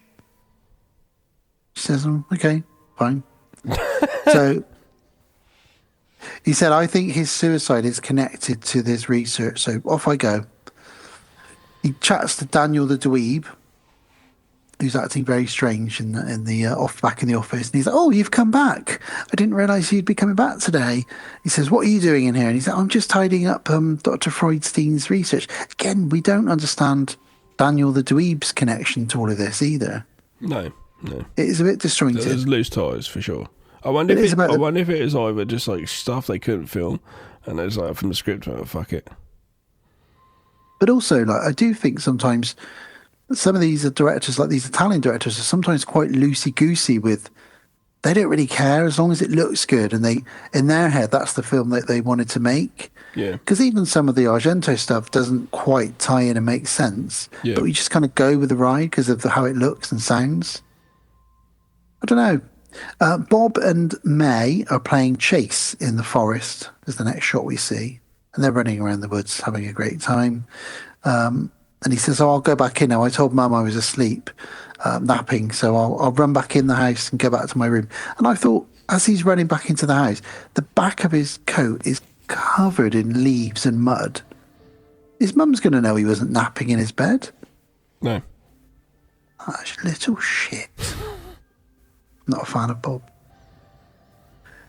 Now, you're like the next scene, because Norman discovers a tape, a cassette. And we all like these kind of scenes in films, to be honest. And he plays this, and this is why I feel a bit Evil Dead. Yeah. And it's a tape of Dr. Peterson, his friend who killed himself, saying, I think I'm losing my mind. I think it's the house. The evil is in the house. It's doomed. And he's just going on and on and on about Dr. Freudstein and the research. And eventually, because it reminded me a bit of Session 9 as well. Yeah. Session 9? Yeah. Yeah, That is the film, isn't the it? tapes are the sessions. So he's listening to That's all the right. sessions, session 1, session 2, session 3, leading up to it. Which I watched again recently, which I covered for one of my birthday episodes, which is a very, very fantastic film if you haven't seen it. All about really one guy's mental breakdown. That's all the film's about, nothing else. Slightly spoiling that there for you, but I've not gone back to it since we covered it, and I probably should now that I know the outcome. Yeah. So he listens to this tape, Norman, and he decides to burn it. He sets it on fire because he thinks, I don't think that anyone else should listen to this. I don't know why he does that. Well, it shows just parts. It's, as we're hearing it, we're then visually showing just, is it where he's saying body parts over here? Or do we see the body parts? Yeah, we see on like the table, we see there, like body parts everywhere. And they're screaming, saying, not the children, not the children. And just loads of weird stuff. and blood pouring all over the tombstone. Yeah, so I feel like this is kind of Evil Deaded Dr. Freudstein. It's kind of resurrected him. I don't know, maybe not. You could take any interpretation, really. No, I think he's just listening to some of it. It's just, yeah. Bob is looking for his toy car in the house.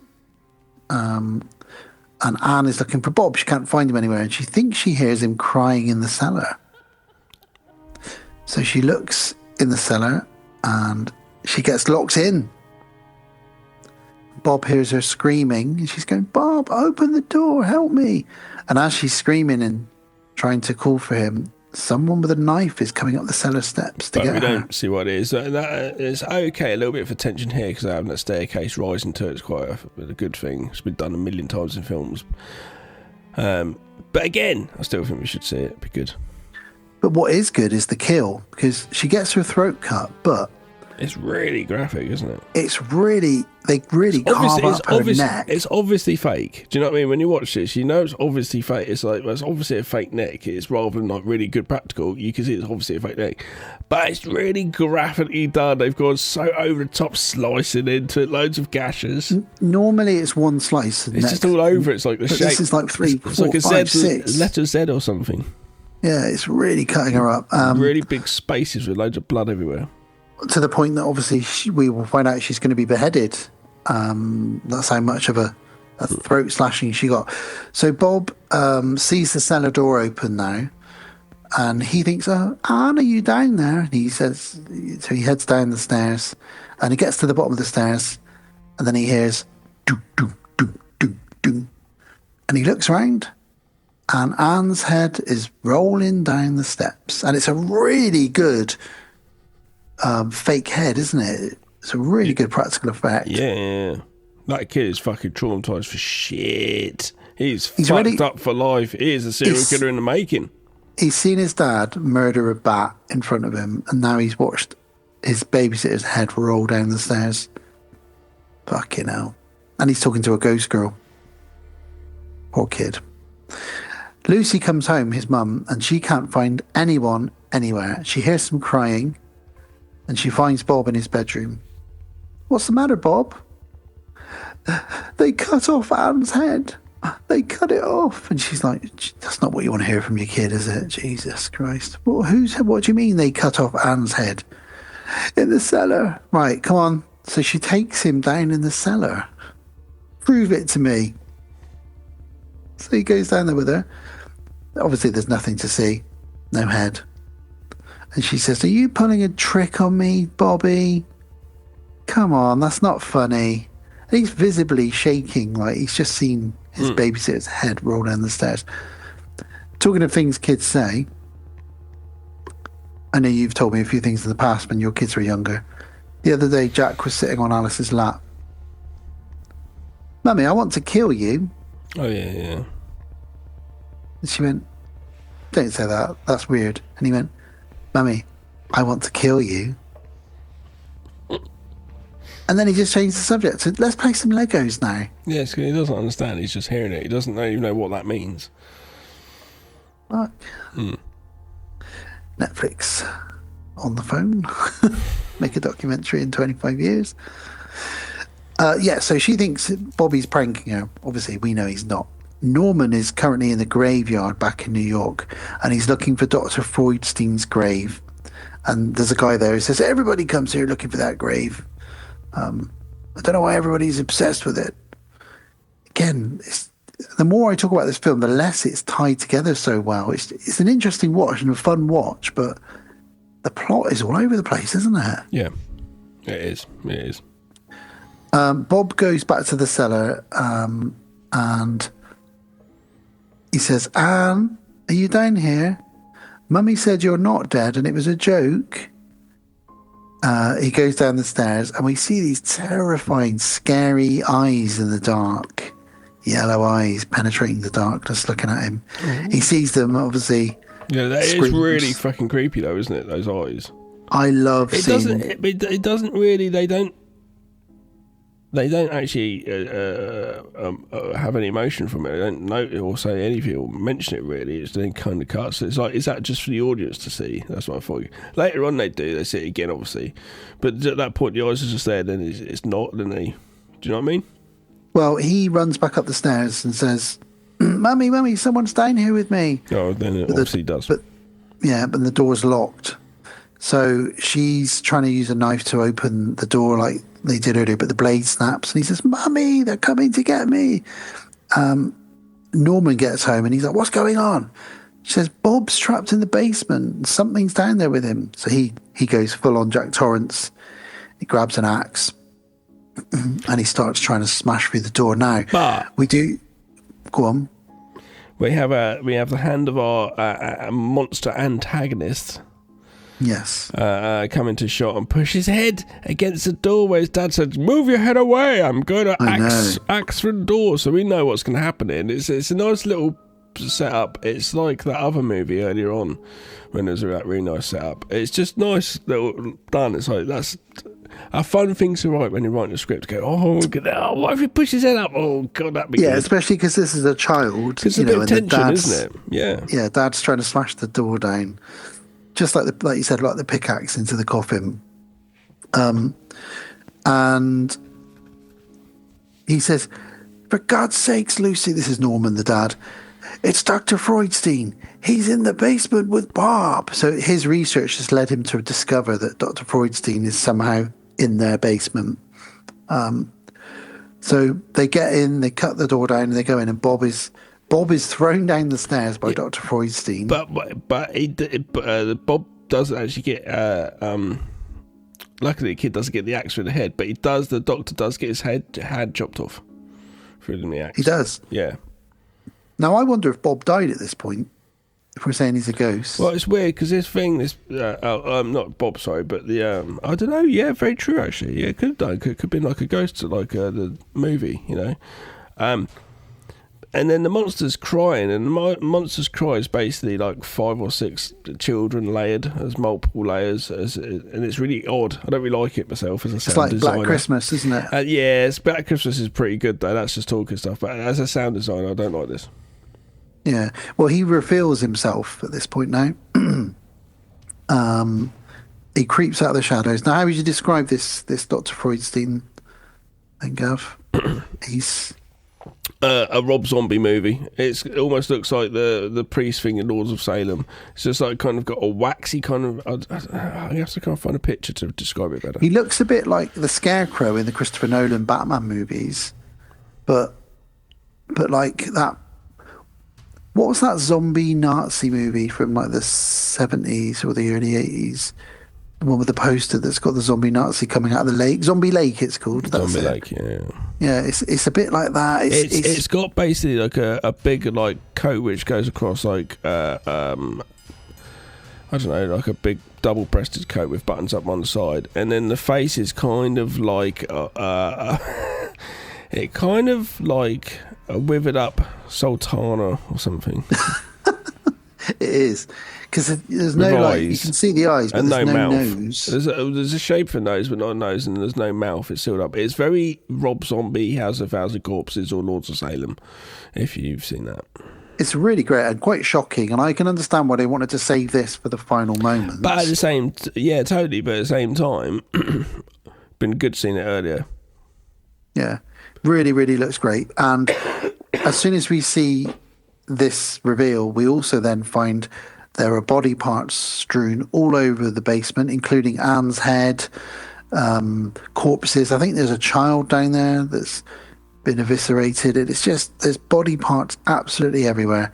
And Norman then says to us, the audience, but to his wife and son as well, you see, he needs human victims to renew his cells. That was the experiment he was working on. So I don't know if he eats them like a zombie or if he just takes their blood and injects it into him. I really don't know what it is he does. We don't get told that. But then Norman goes straight into a fight with Dr. Freudstein. Dr. Freudstein, he stabs Freudstein with a knife, and like spaghetti bolognese, like maggots comes out. It looks like it's disgusting. It's got to be maggots. It's got to be maggots. And just when you think he's going to win, Norman's throat is ripped out by Dr. Freudstein, but just his bare hand, he rips it out. Yeah. And this is in front of his son. So again, that kid Bob trauma is fucked. He's seen the bat. He's seen his beheaded babysitter, Dr. Freudstein, and now his dad. He's probably going to be an alcoholic and then jump in front of a train. Him and his mum tried to escape up through that tombstone that was in the floor upstairs. Because obviously his mum can't get up though, he can't fit. There's the hole. We've got really slowly the doctor just shuffling its way forward. Baby cries. So Lucy is grabbed. She's pulled down the steps. What's happened to the dad? He's just had his throat ripped out. Right, sorry, yes. I love the shot of Lucy being grabbed by the ankle and pulled down the steps, and the camera tracks her head as she bangs her head on every single step all the way down. Yeah. Bang, bang, bang, bang. It's like, Christ, that's going to hurt. Yeah. Bob manages to squeeze out through the hole in the ceiling, like through the tombstone. He is grabbed, but thankfully ghostly girl May grabs him and pulls him out the other end, so he manages to escape. But I think he's dead, because it turns out that the woman that's been talking to the girl May the whole time is actually Mrs. Freudstein, the woman who supposedly is buried outside. So I've written a note here. Is she immortal? Is she a ghost? Well, I think you've answered it. I think she is a ghost.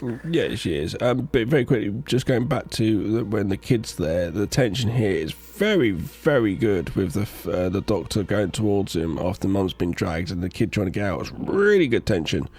I thought it was decent.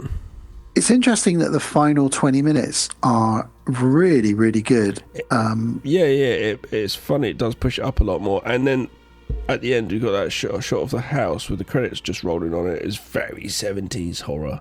And that shot of the house is brilliant. It's like, we should have seen more of that. And the lady, Mrs. Freudstein, takes the two children by the hands and walks off down the road with them. Yeah. So, but that means but why was she should have intervened a bit earlier? Maybe it helped them out. I don't know.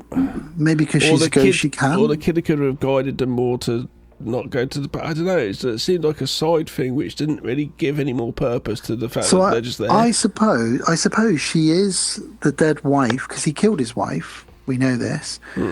So I presume she is the ghost of Freudstein's wife and the daughter. They were trying to warn Bob not to get there through the picture.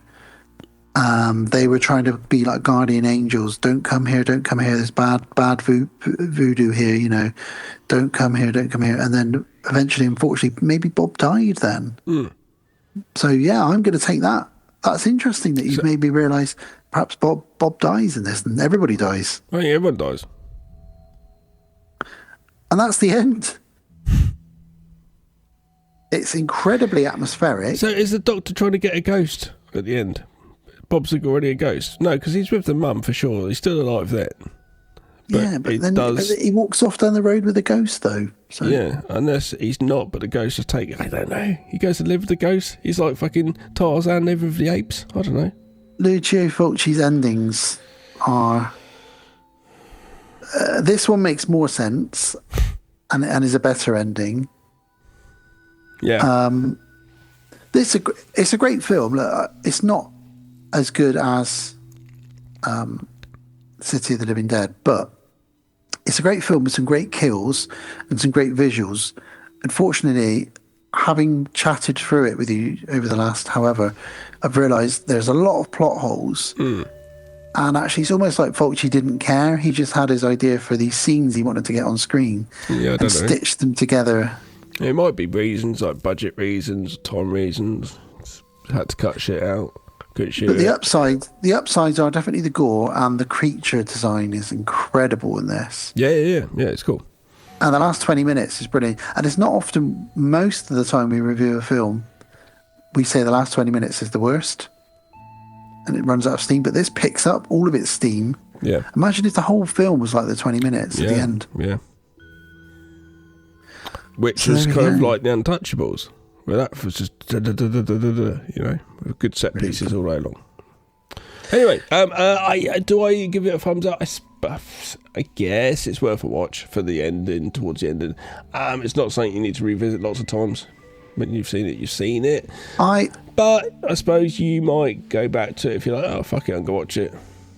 I give it a thumbs up, but if you have never seen Fulci movies before, I wouldn't bother with it. I'd say watch The Beyond. I'd say watch City of the Living Dead, Zombie 2, Cat in the Brain, you know, Manhattan Baby, New York Ripper.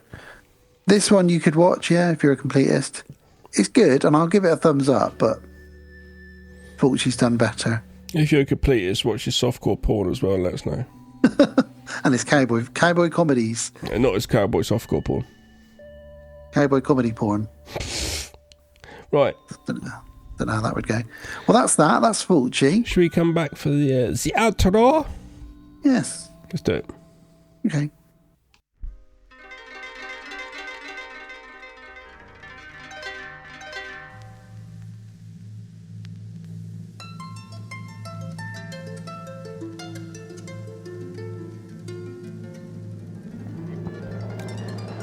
And we're back. We're back Thanks to say goodbye. For listening to the episode, guys. If you've made it this far. Yes. We hope we've inspired you to go and check out some Lucio Fulci movies, or go and discover the ones you've never seen of his. I'm sure everybody who's a horror fan has probably seen 2 or 3 Fulci movies at some point. But he's an interesting character, and definitely worth having his own episode like we've done for him. Yeah. So there we go. So that was episode 187, our last director special of the year 2025. So let's discuss what's coming up. So our next episode 188, is a patron pick. As mentioned, Holly has selected 2 fantastic Betty Davies movies. Burnt Offerings from 1976. Nice. I have that in my DVD collection. And The Watcher in the Woods from 1980. I also have that in my DVD collection. I can't wait. And Sarah's over this weekend, so that is what I'm watching with her. Yeah, I'm really excited to watch those and review them. Both great films. I haven't seen Burnt Offerings for ages. Well, Burnt Offerings is one I've wanted to cover with you for absolute ages, so excuse me, God, my voice went mental then. I thought you'd been possessed. After that, it's our Christmas special. Yeah. So episode 189, we'll be covering Fat Man. with Mel Gibson from 2020, where he plays Santa. Pursued by Walter Goggins. Yes. And we're pairing that up with 1983's Trading Places. Yeah. Eddie Murphy and Dan Aykroyd. That'll be a fun Christmas episode. I can't wait, actually. And then our first episode of the following year will be your birthday episode. It's like my own little Patreon episode where I get to pick the movies. And you have selected 1987's Hellraiser. Yeah. Which is very exciting. Good conversation.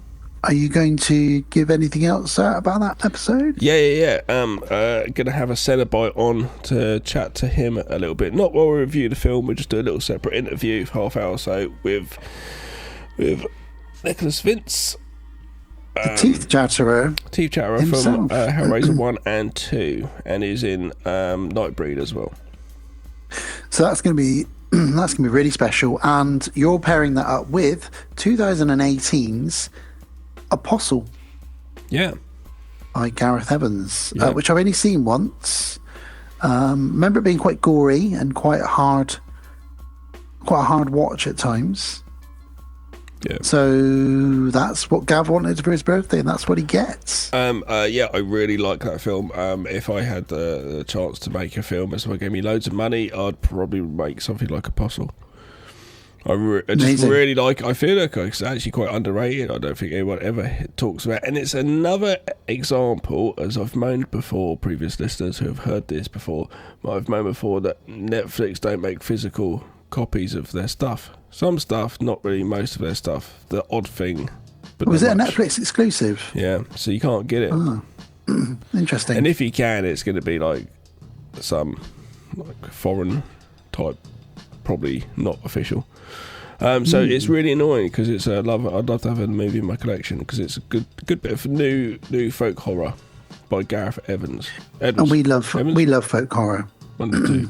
Evans. So that's what's coming up. We've got a patron pick, a Christmas special, and a birthday special. So lots to celebrate over the next few episodes coming up. Yeah. As always, we have been the podcast on Haunted Hill. Yep. Thank you, everybody, for listening, sharing, joining us. Thank you. Doing everything that you do. We are a proud member of Legion Podcast Network. You can find out more about them on legionpodcast.com, which is where you can find all of our back episodes and all the other shows that are on the network. We're also a proud member, we are under the Deadbolt Media umbrella, which is, we'll tell you more about that in just a moment. You can contact us if you go to the podcast on Haunted Hill at outlook.com. Just send us a message directly. We're on Facebook, and so is Legion. Just search Legion Podcast or search the podcast on Haunted Hill. You can contact us via Facebook Messenger, or you can email on that address I just gave. Yep. Join us on Facebook. It's good fun, particularly over the October period, but all throughout the year it's fun. Wherever you listen to us now is where you can continue to find us. Most podcast platforms like Spotify, YouTube, Podknife, Podbean, Apple, etc., etc. And our Instagram handle is the podcast on Haunted Hill Insta, which we use to promote the show, and drop a link to each episode as well. Mention Deadbolt Media, that's our production company, Deadbolt Films. Deadboltfilms.com is the website. Is it up now, the new improved? I don't know. It's a word with a designer has been had, but I don't know what the outcome of that word was. But there is a website there at the moment, but it's kind of a little bit needs updating. When it's updated and running properly, you'll be able to find all of our short films and feature films. The best thing to do is follow us on Instagram, I would say, and subscribe on YouTube. Yeah, YouTube channel, easy peasy. Just search for Deadbolt Films. Yeah. There's a lot of our videos are on there, and films and stuff, music videos. And there's also some comics that we worked on. And this podcast falls under that umbrella, as well as Gav's other podcast, the High Strangeness podcast with the lovely Sarah. You've just hit your 102nd episode, I think, now. Yeah. So that's great, and you've got a Patreon set up for that as well. And you mentioned Instagram. It's Deadbolt Films, all one word, on Instagram. Talking of Patreon, and our new episode, a postcard from Florida, drops tomorrow. Yeah, and I've already listened to it. Oh yeah. Because I'm a patron, baby. I've got to put the video up of it, but the video is massive and it takes ages, so I need to just leave my laptop on for hours while I go out and do something. Oh, I should have waited and watched your lovely faces discussing it. I know, I wanted to, but it's just I'll be doing it at some point, yeah. That's fine. Well, talking of Patreon, we've got our own Patreon, so if you want to become a Patreon supporter and support the show, for as little as £1 or $1 a month, you can do so. There are perks, which include having your own patron pick. Every 3 episodes, one of our patron supporters will pick the 2 films that we review. We also read out an email or anything you want us to, really. You are the king or queen of that episode, and we do everything you tell us to, like your willing slaves, almost anything and everything. No, we do everything. You made me laugh. And you also get a T-shirt, and you will also get exclusive content, like over the October period, Gav and I dropped 7 mini episodes only for Patreon supporters, where we broke down what we watched over our 31 in 31.